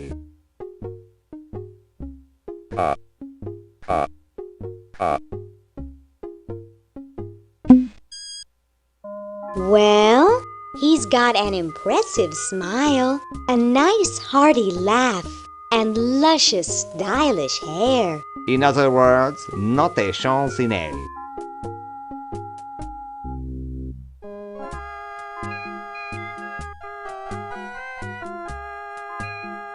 Hey, don't you think you should judge best hair again? Oh, all right.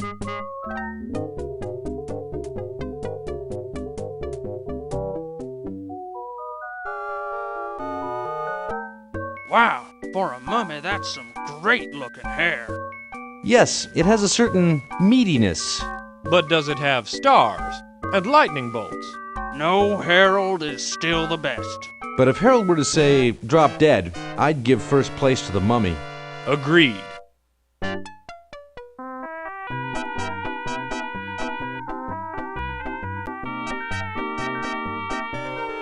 Hey, don't you think you should judge best smile again?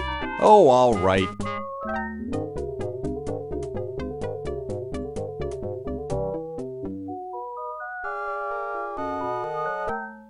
You know, that quiet one in the bandages has the biggest smile I've ever seen.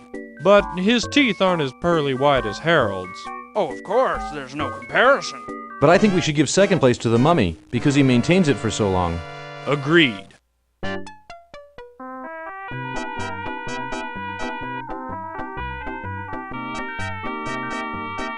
Hey, don't you think you should judge best laugh again? Oh, all right.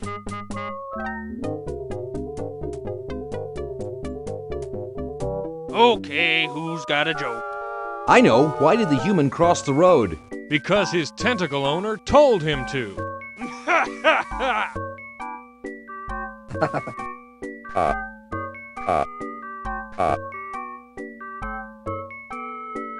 I think our mummy friend picked up a sense of humor somewhere. Yes, but Harold still tops him. Oh, of course. Harold wins hands down.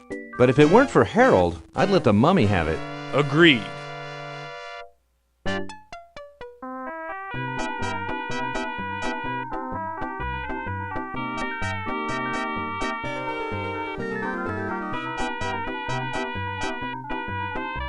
Oh, Harold, that's gross. What are you babbling about? You really should have told the judges if you weren't feeling well. Oh, ick! Now, how did that mess get in there?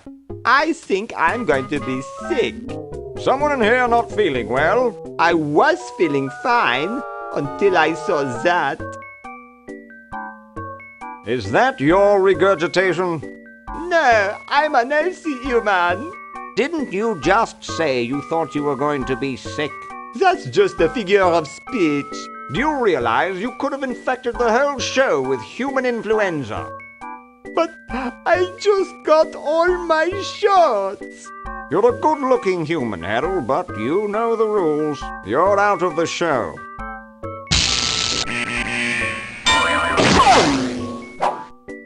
What a mess. I hate cleaning up after humans.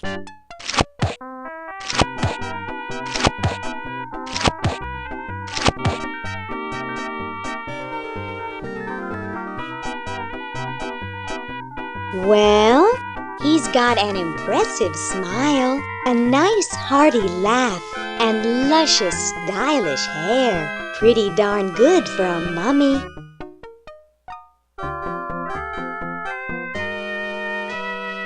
Hey, don't you think you should judge best hair again? Oh, all right.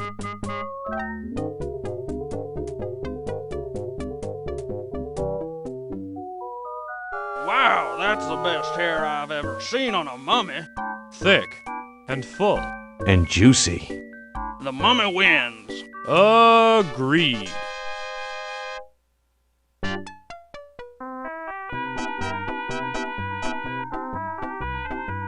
Hey, don't you think you should judge best smile again? Oh, all right.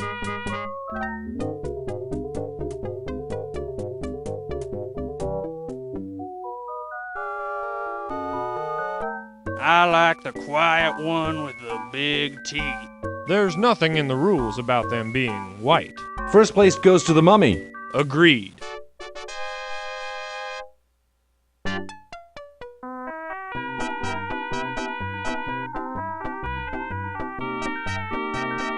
Hey, don't you think you should judge best laugh again? Oh, all right.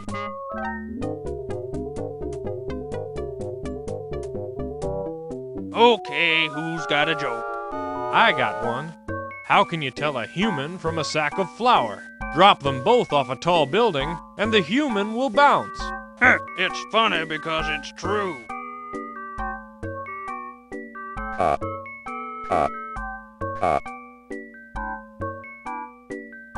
It's amazing how the mummy can do that without moving his lips. I say we give him first place. Agreed. Well, that makes him best of show. Let's go congratulate him. He is very well preserved. I'll miss his laugh. It's time to give him his winnings and start packing up. We gotta get this whole show to Baltimore by Thursday. Yes, our work here is done.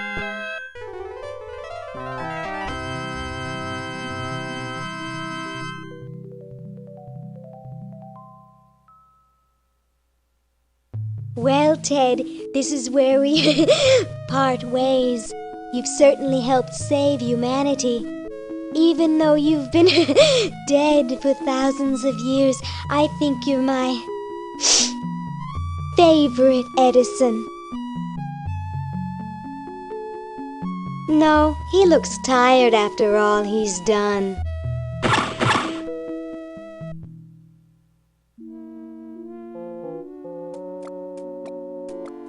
Oh, hello. I say, have I told you about the time I tracked an escaped human to Madagascar? He had stowed away aboard a tuna boat, you see, and I narrowly missed stopping it leaving port. Unfortunately, the only other available transport was a rowboat, so I... Yes? Be seeing you. Yes, perhaps I can regale you with further tales of my tracking expertise.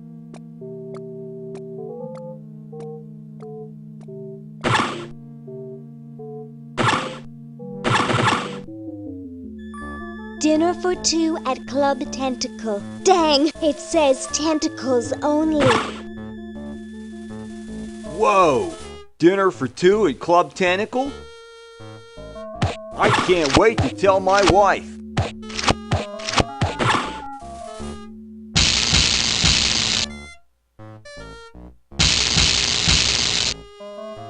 I think it controls the You're free! Free to do what? Free to run wild through the woods like humans should. Big deal. I said you're free. Now get off your fat, lazy butts and start enjoying it. Enjoy being hunted for the rest of our lives by that mustached old tentacle with a big net? If we ran off, he'd be right on our trail. If we stay here, we know we'll be warm and comfortable. Outside, we'd be eating bugs and moss. You'll be eating my fist in a second. The woods are filled with wild animals, lions, tigers, and skunks. Man, I hate skunks.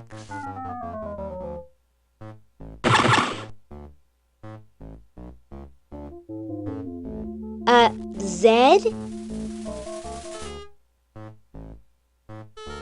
Well, I've got a lot of rotting in jail to do, so...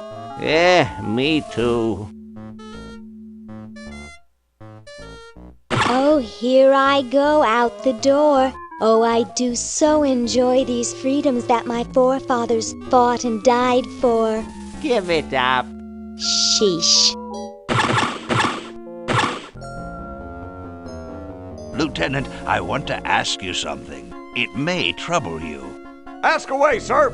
I can take it. I've got a strong stomach, nerves of steel, bowels of brass. Can it, son? This is important.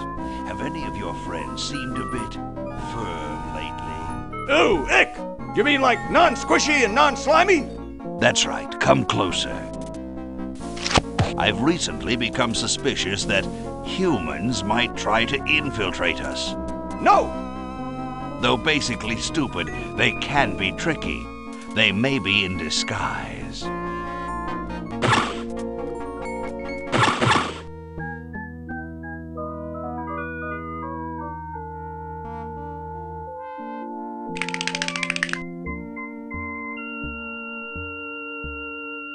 What a shabby paint job. Fascinating. This ought to be good.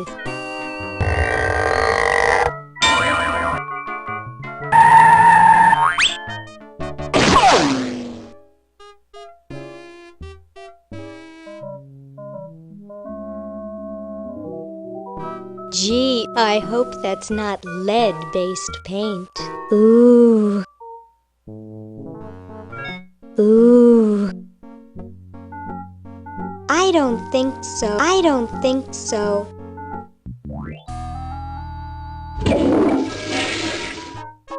I can't.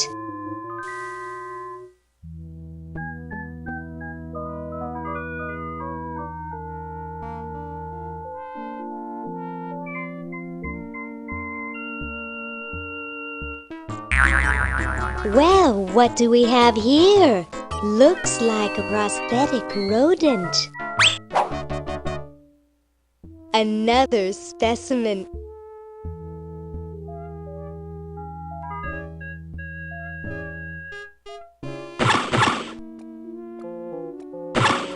Ooh, a skunk, how frightening.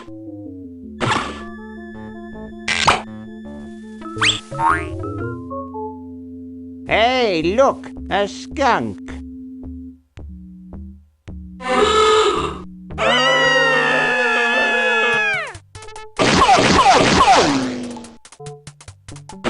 Come back here, you mangy human! You can't do this! This is an escape-proof facility! Who says you can't learn anything from cartoons, eh, Kitty? Congratulations, Kitty. You've saved humanity with your repulsive appearance. I think I've had enough fun with Mr. Kitty.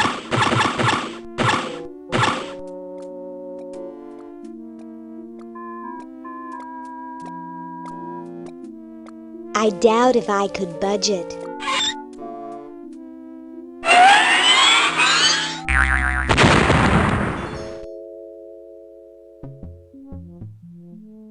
It's the same generator that was in Dr. Fred's lab.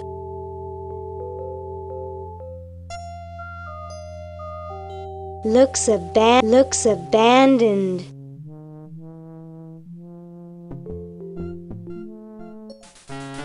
Cute little fella. It looks like a generator driven by a treadmill. Woo! Look at him go!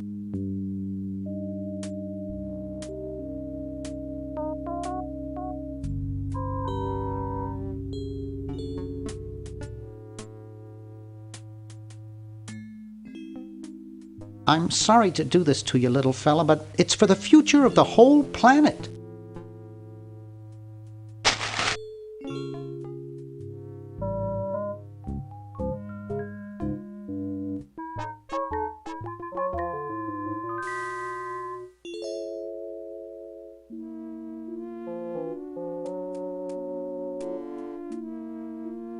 I can't. Looks like there's some kind of rodent down there.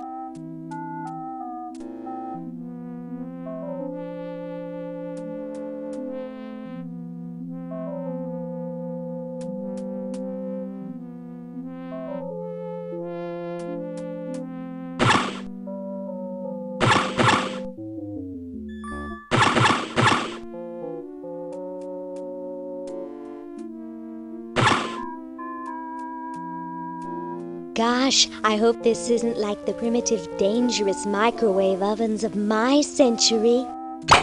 Those things could really pop a hamster good.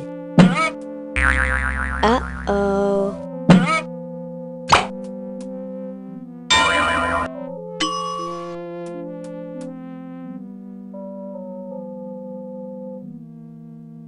That was fun, but only because this is the 22nd century. You see, kids who put hamsters in microwaves back where I'm from get taken away from their parents and put up for adoption. So don't do it. He still looks really...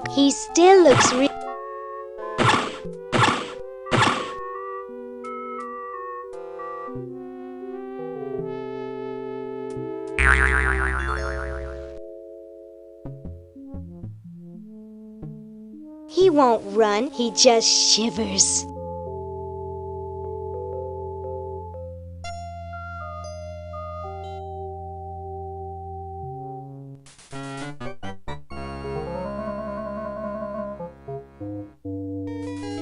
Up too late? Try a fickle finger's fate. Stick in a dime and you'll have a good time.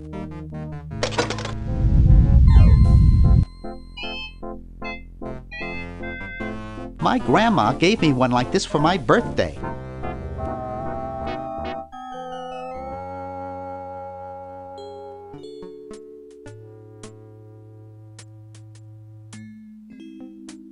It's stuck to the floor.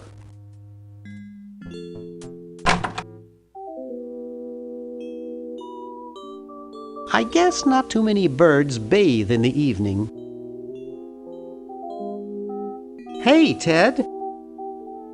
Talkative as ever, eh, Ted? Boy, I wish I had as little on my mind as you do.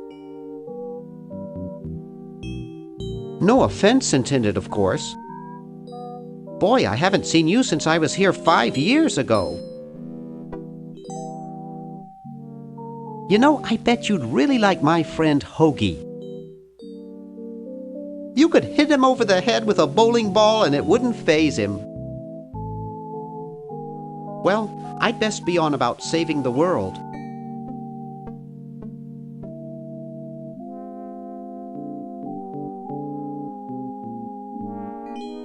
Hi. Don't sneak up on me like that. What are you up to? I locked my keys in the car. I don't see your keys in the car. Actually, I lost them somewhere. If you're locked out, why break into the trunk? I have a spare set of keys in there. Nice crowbar. Thanks. Don't even think about asking to use it. I need it. See you later. Yeah.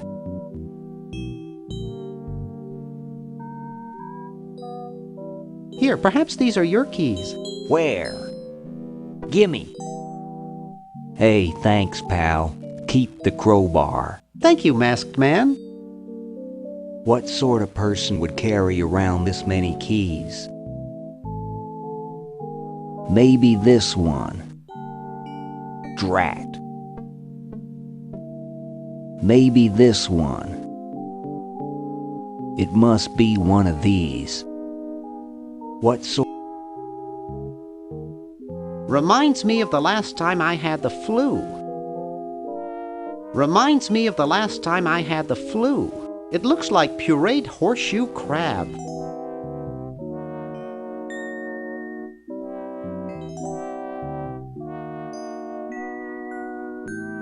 It's really dirty.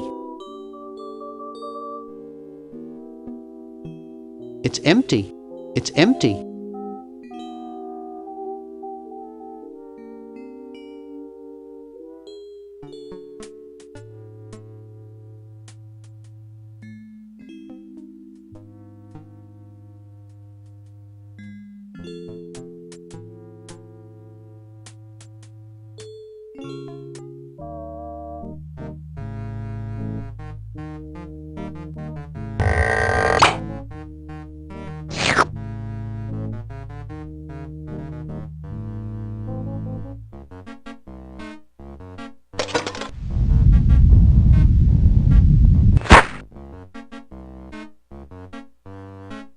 Ew, it's soaking wet.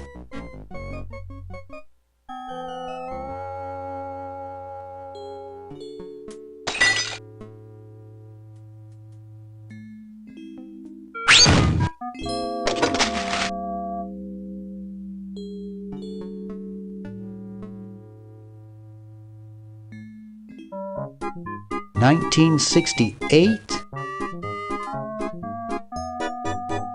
1974. Oh, 1977.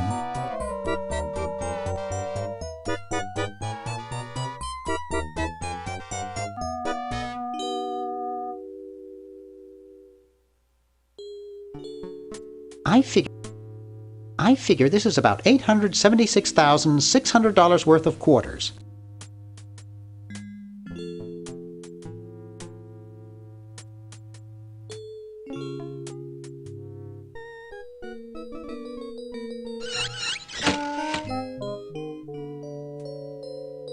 There's nothing in there to dry. There's nothing in there to dry.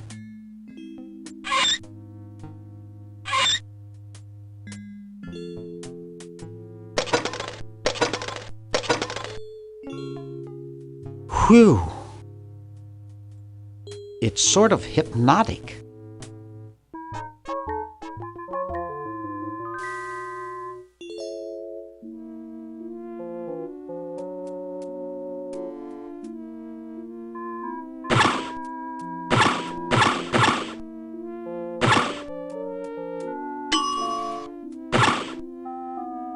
There's a little teeny tiny sweater in there.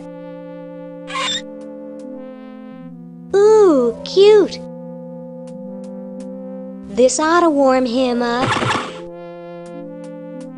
I wish I had some formaldehyde. Fascinating. Actually, I'd call this more of a freak. Fascinating.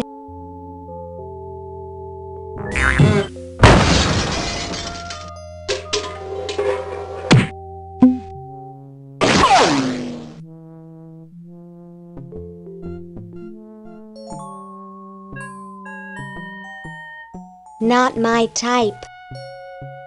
I'm sure he's in there.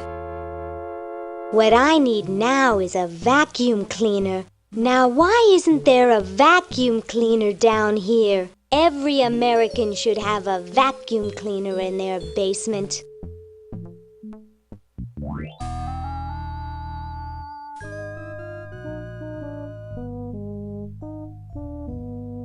George says that every American should have a vacuum cleaner in their basement.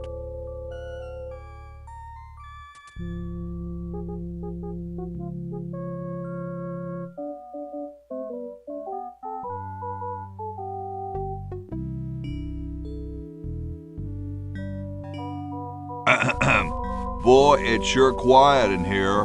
I wonder if there might be any ideas worth discussing in the suggestion box. Maybe somebody should take a look. I say, lads, I have an idea. Does it have anything to do with starting a fire? No. I was thinking it's about time we open the suggestion box. Don't you agree? Sure, George, if you say so. Yes, whatever you think is fine with us. Excellent. What's he thinking? No one of any importance has been here all day. What could be in the suggestion box? Perhaps he intends to suggest something himself. Oh. Here's a suggestion.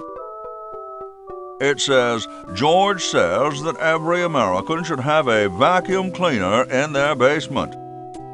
What do you think, gentlemen? Whatever you say, George. Your name's on it. I'm sure you must have a good reason for suggesting it. Yes. It's strange. I don't quite... Well, I'm sure I had a reason for it. If there are no objections, we shall add it to the Constitution immediately. No? Good, and so shall it be law. What's a vacuum cleaner?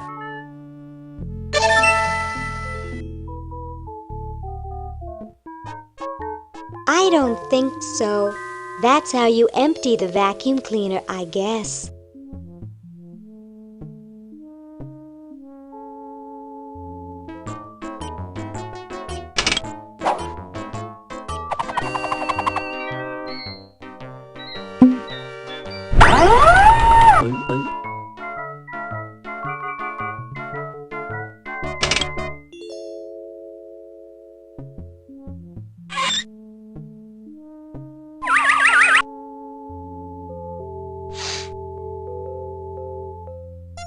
I wish I had some formaldehyde.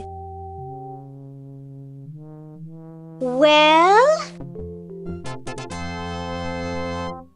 Look at that sucker go. He just keeps running and running and running. There's a face print.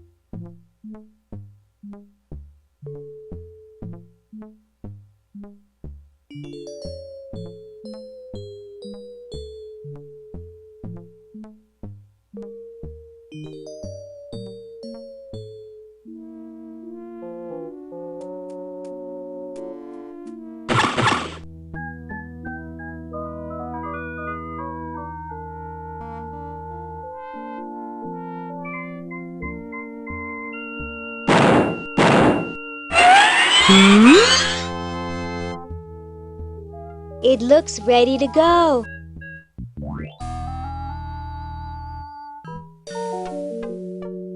What do you suppose happened to Hamilton and Madison? Yes, I'm certain we told them to come on Thursday. I'll wager Madison's with that woman who bakes the cupcakes again, and Hamilton's probably gotten himself into another fight. I bet they show up late and take all the credit for our work.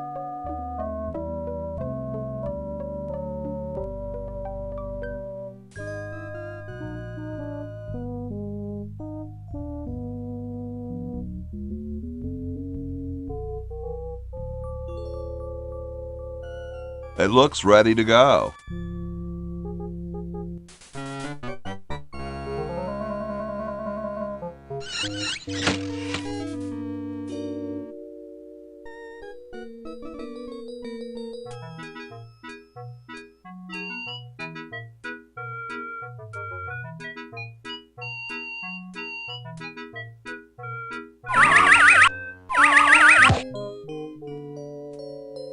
It's locked.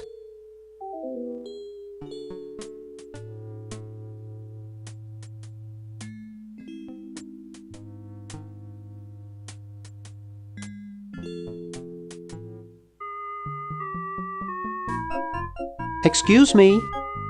Hi there, Snooky Doodle.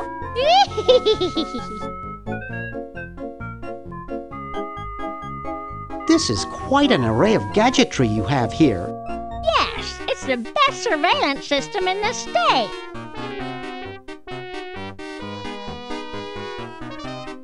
Are those xenophobe crystal matrix monitors?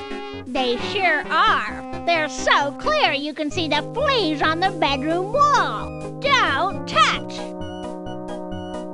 I'll let you get back to what you were doing. Come back anytime, you big hunk.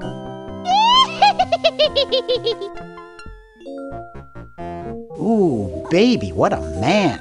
You ain't. It looks like a physics professor I knew in the 2nd grade. It's signed, Edna, thanks for giving me the fever. Creepy. Must be an Edison.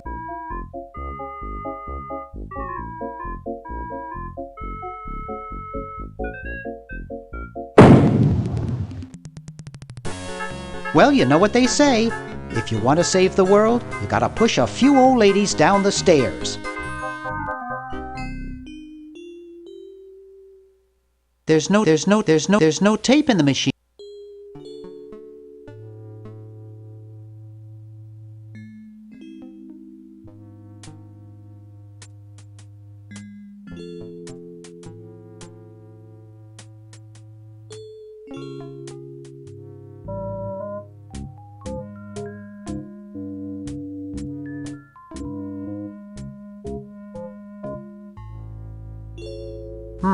Brown water.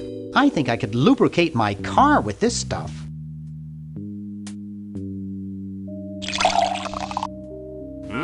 Thanks. I needed a little pick-me-up.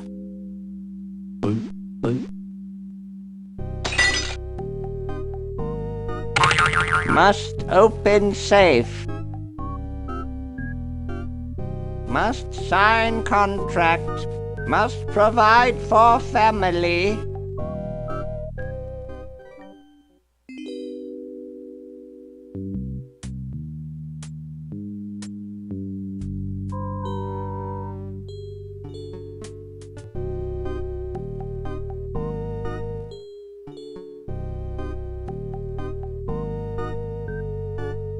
I've heard it's not too good to disturb us. There's a contract in it.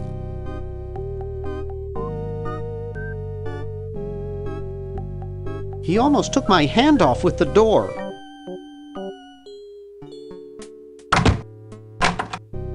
I've heard it's not too good to disturb a sleepwalker.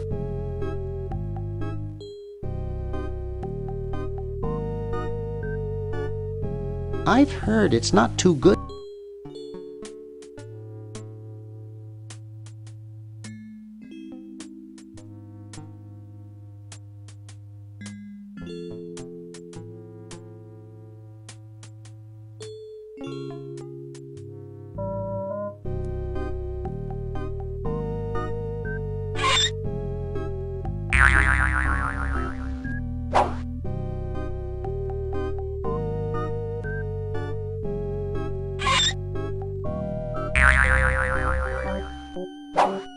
Dr. Fred Edison, Internal Revenue.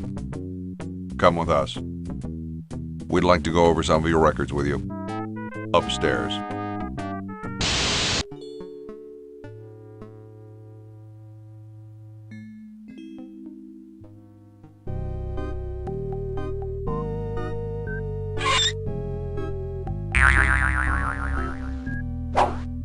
Dr. Fred Edison, Internal Revenue. Come with us. We'd like to go over some of your records with you. Upstairs.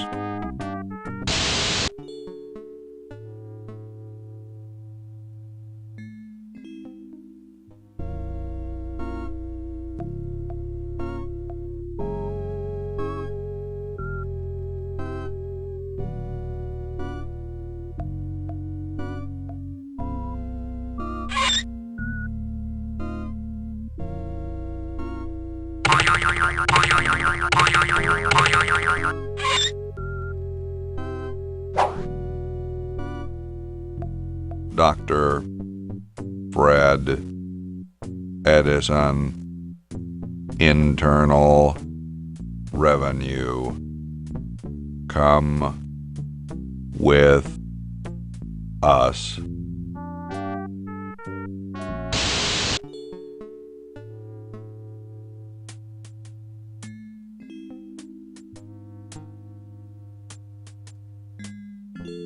Good thing we've got Dr. Fred under wraps in the next room, huh? All that red tape ought to keep him busy. Is that a W390B frivolous spending report? No, it's another 561AB negative attention statement. Ah. Did you say you have a PP41 facilities paraphernalia declaration over there? Nope. Is that a W390B frivolous spending report? No, it's another 561AB negative attention statement. Ah. How do you suppose the dog... What is it? Are you guys brothers? At the IRS, we're all brothers. What have you done with Dr. Fred? We've got him safely locked in the next room while we go over his books. No, you can't go in and see him. And don't even think about staging some kind of rescue. Who's your tailor? Very funny. I'll just be moseying along. Keep your nose clean, kid. Did you say you have a PP41 facilities?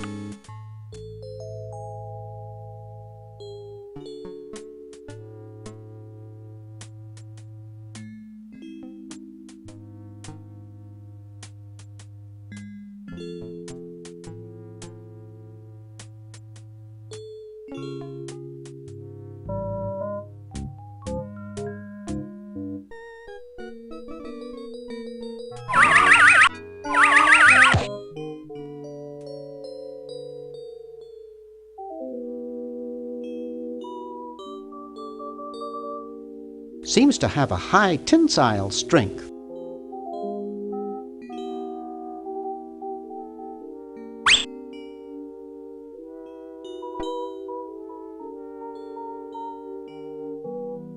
Dr. Fred must still be asleep.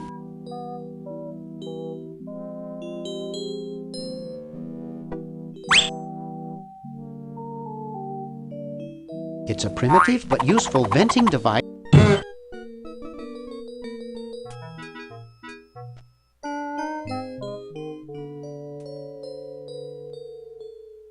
I don't think I can do that.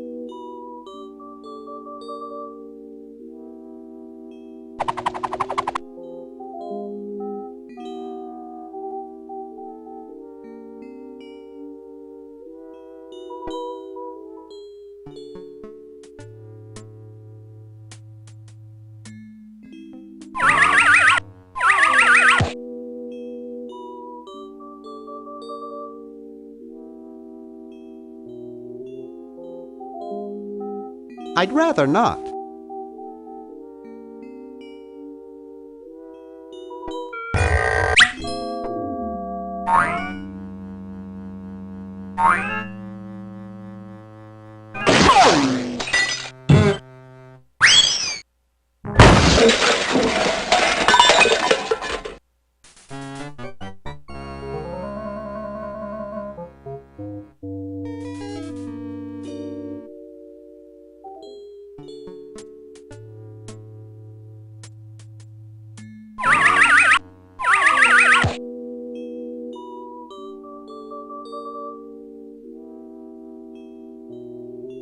Hey, Ted.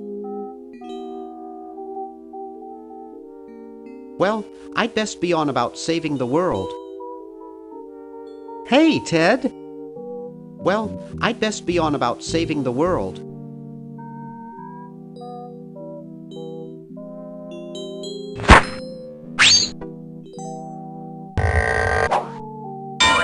Uh-oh. Hey. Who's this, Doc? Relative? Well, I'm sure we can audit him next. This isn't a party.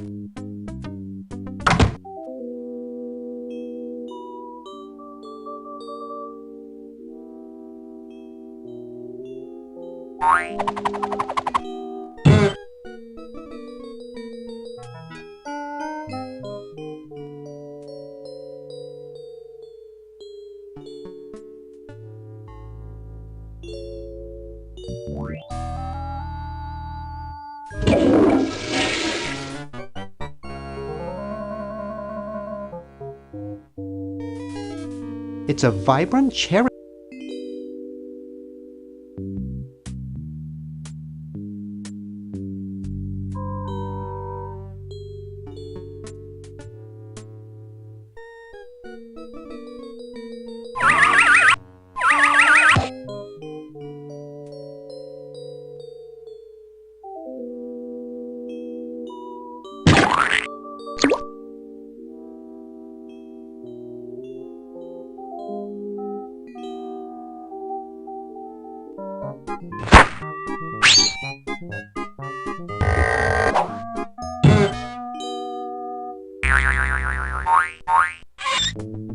Thought I heard something. Everything okay in there? Well, try and keep it down, okay?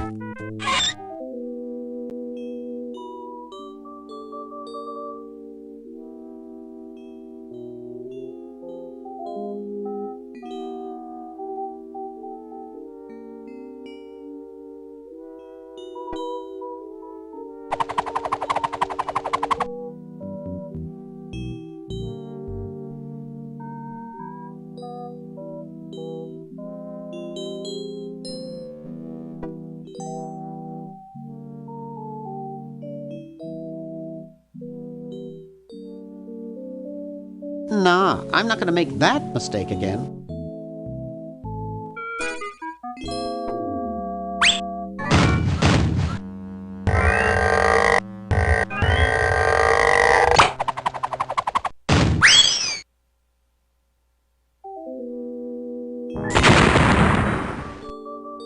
Oof!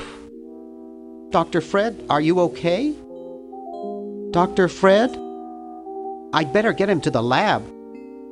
Well, I got him in here, but he's out cold. I don't think he'll be much of a conversationalist right now.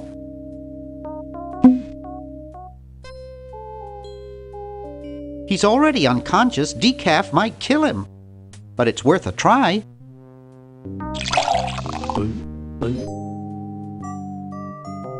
He's already unconscious. Decaf might kill him, but it's worth a try.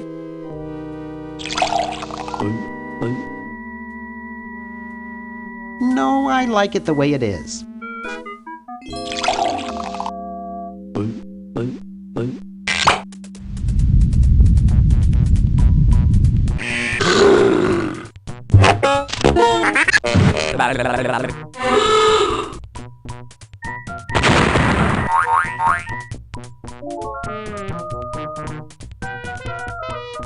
Damn good coffee. Dr. Fred, what do we do now? We have to buy a diamond and plug it into the chronogen. Dr. Fred, what do we do now? We have to buy a diamond and plug it into the chronogen. Gee, Dr. Fred.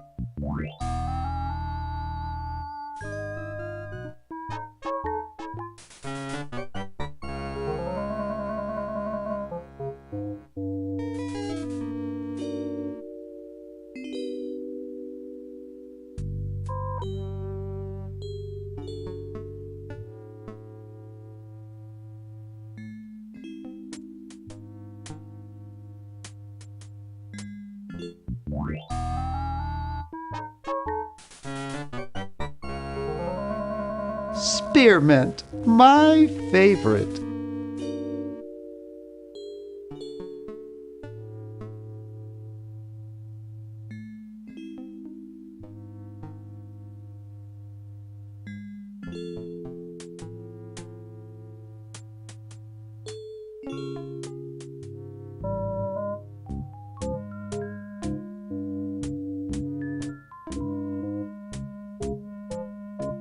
The safe is closed. Let's see, it's 101-999-57.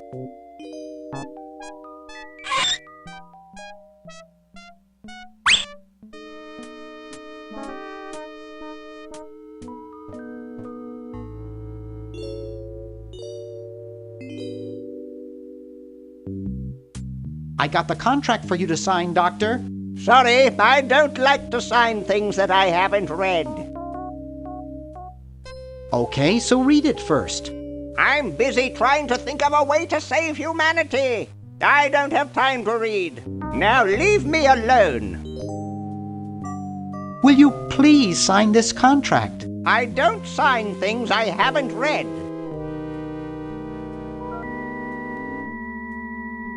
Sign it or I'll get real mad. And do what? Not be my friend anymore? Ha ha ha. Will you please sign this contract? I don't sign things I haven't read. But the whole human race is at risk. Of course! That's why I'm busy trying to think of a way to save it. I don't have time to read. Now leave me alone. Will you please sign this contract? I don't sign things I haven't read. Oh, forget it. I'll get rid of Purple Tentacle myself. Oh, yeah? How?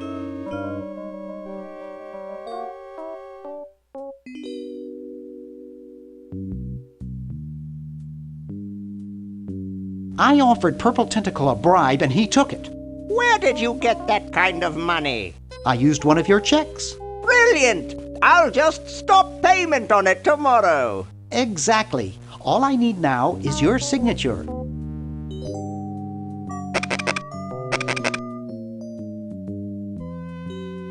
Well, good luck.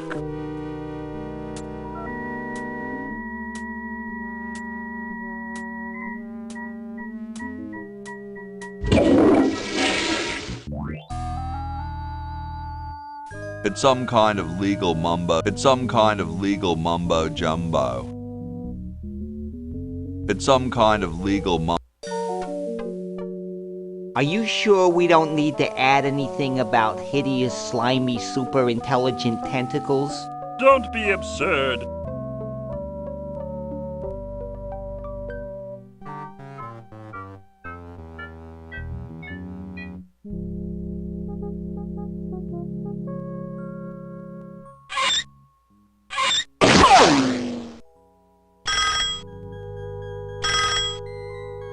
Yes, what do you want?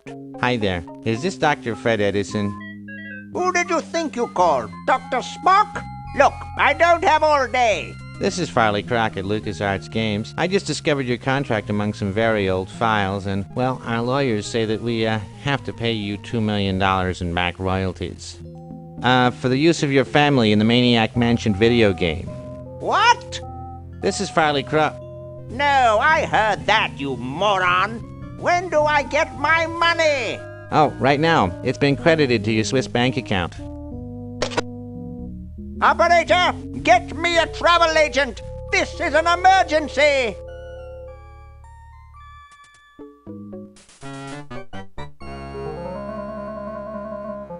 Dr. Fred, what do we do now? We have to buy a diamond and plug it into the chronogen. Wow, Dr. Fred's rich.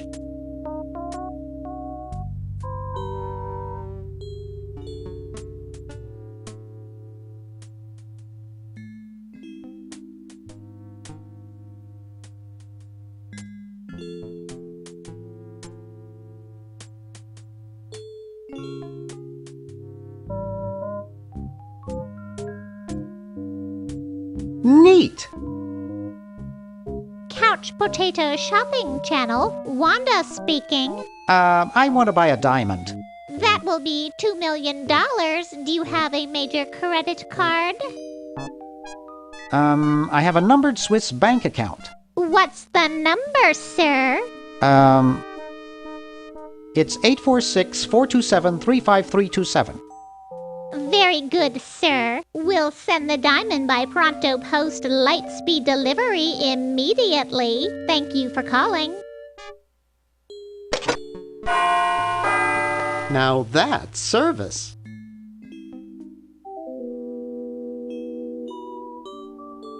I'd better get this to Dr. Fred right away.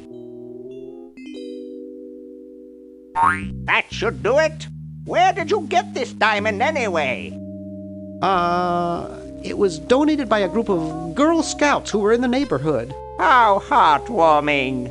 According to my instruments, everything is in readiness. Your friends have activated their units, so it's time to throw the switch. Great!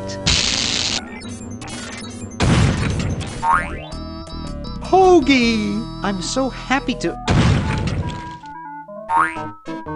Hi! Laverne! Wow! I'm so glad you two made it back okay. I hate to interrupt, but there's no time to lose. Now that you're back, we've got to proceed with the original plan and send you back to yesterday to turn off the Sludge-O-Matic. Huh? Say what? Now hold on a minute, Dr. Fred. They just barely made it back to our time alive, and I think... Ha ha! You can't turn off the machine if I get there first. Uh-oh. Don't worry, guys. This time I know I can stop him. Uh-oh. I guess we better do something. Let's go. No, wait! You can't all go in the same stall. Didn't you see the fly?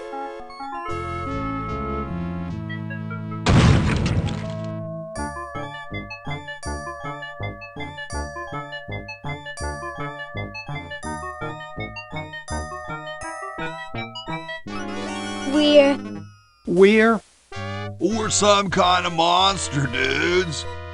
Great. Stuck here the rest of my life listening to Bernard talking and watching Hoagie eat. Mom warned me there'd be days like this. Now, wait just a minute. It's Perfect Tentacle! It's Green Tentacle. What was that, Green? Perfect Tentacle behind you! What? I believe he's trying to warn you about me. Oh. We're going to turn off the Sludge-O-Matic and defeat your evil plan, overgrown worm. You sorry lot are no match for me. But there's 3 of us. Well, sort of. Nevertheless, I mean to crush you. Yeah? You and what army? Why, this army, of course.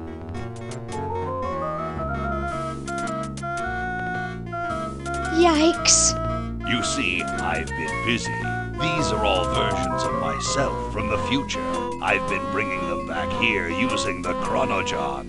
Together, we will conquer the world. You 10 there. Go to the basement and guard the Sludge-O-Matic.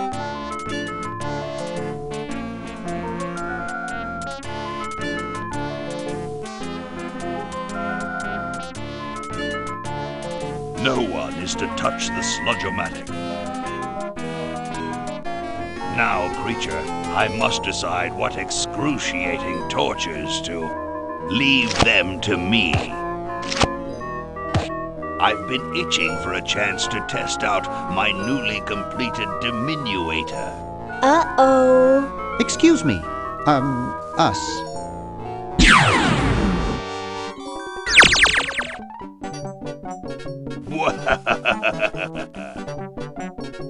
All right, the rest of you come with me. Next stop, the world. What do we do now? Whoa. It wears off. Aha! Run for it! Damn. The battery must not have had time to recharge, but it will.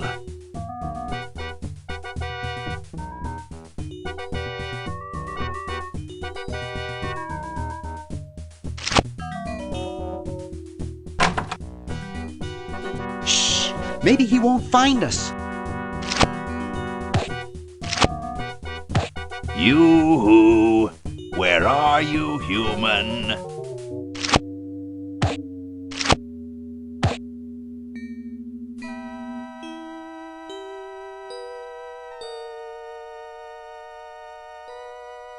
Aha!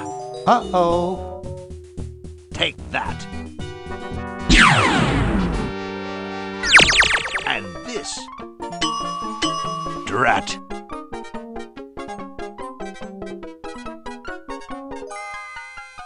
How can it possibly... We're too little.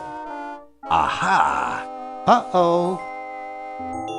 Take that. Drat. Perhaps if I readjust the static phrase dynamo again. always conks out as I'm about to finish them off. Aha! Uh-oh. Take that. And this. Drat. Perhaps if I readjust the static phrase dynamo again. We're too... It's pretty...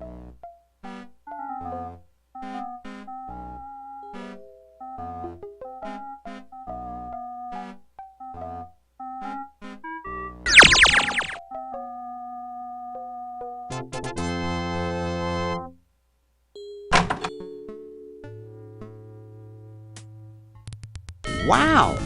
This is loud.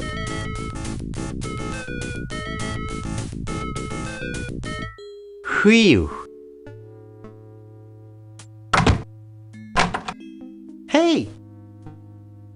Where'd he go?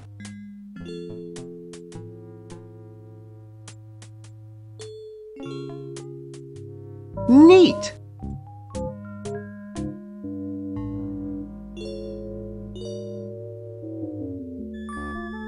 Excuse us.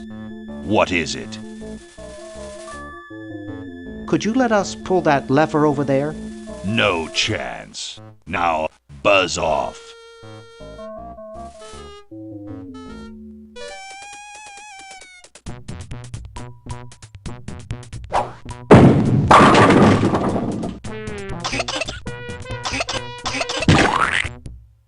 Great! Now we can turn off the machine and prevent all this tentacle mayhem from ever happening.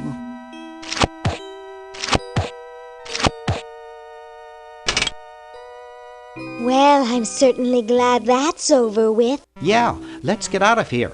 Leaving so soon? We haven't had the chance to get to know one another. You humans are so short-sighted. Ha ha ha ha! Eek!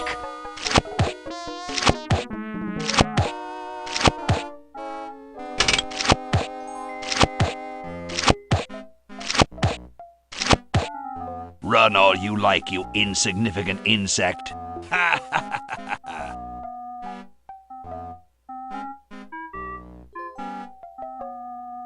Just what is it you have against humans anyway? Humans are our oppressors. They made us live in this horrible motel. They created us in ungainly forms so we could not rise against them. Try walking around with your legs tied together and glue on your shoes. You'll see what I mean. But humans also created the sludge-o-matic, which made you super intelligent. Nonsense. I created that myself and sent it back through time. I knew Fred's mad scientist ego would make him use it. How's that for a paradox? Who? Fred? But there's only one of him. Right. Anyway, you can see why I detest humans.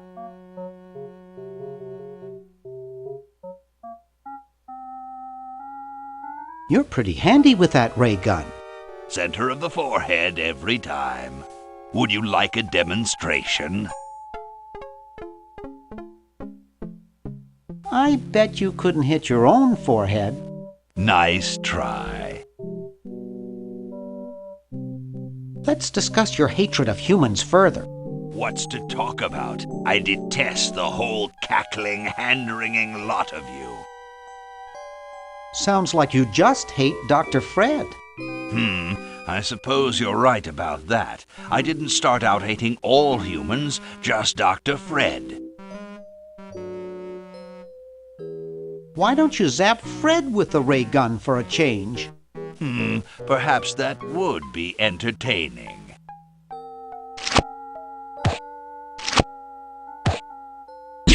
Oh, drat. Surely we can talk this out. Talk? Surely. Wait! You haven't heard the last best of me. I'll be back, and the next time, the world and all its piffling inhabitants shall be mine. All mine.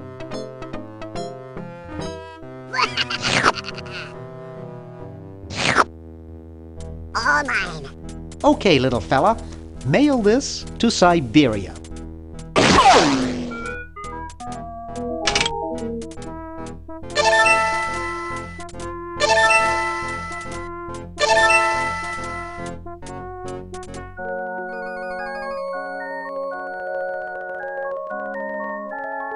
Our work here is done. Now we can go home.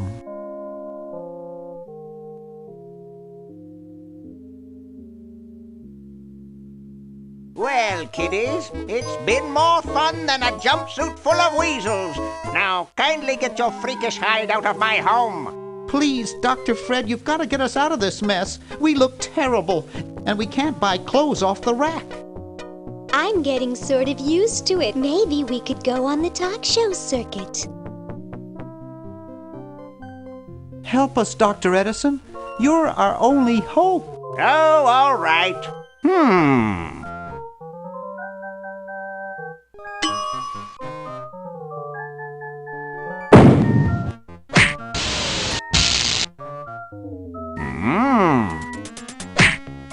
Idiots! It seems you're not exactly the sideshow attraction you imagined. You're just three complete goofballs stuck in one suit of clothes.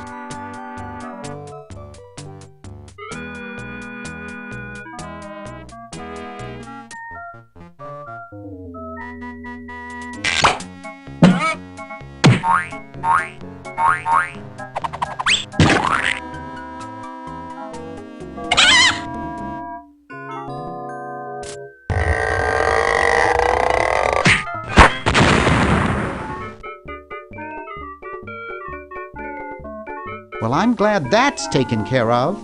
Looks like everything's back to normal.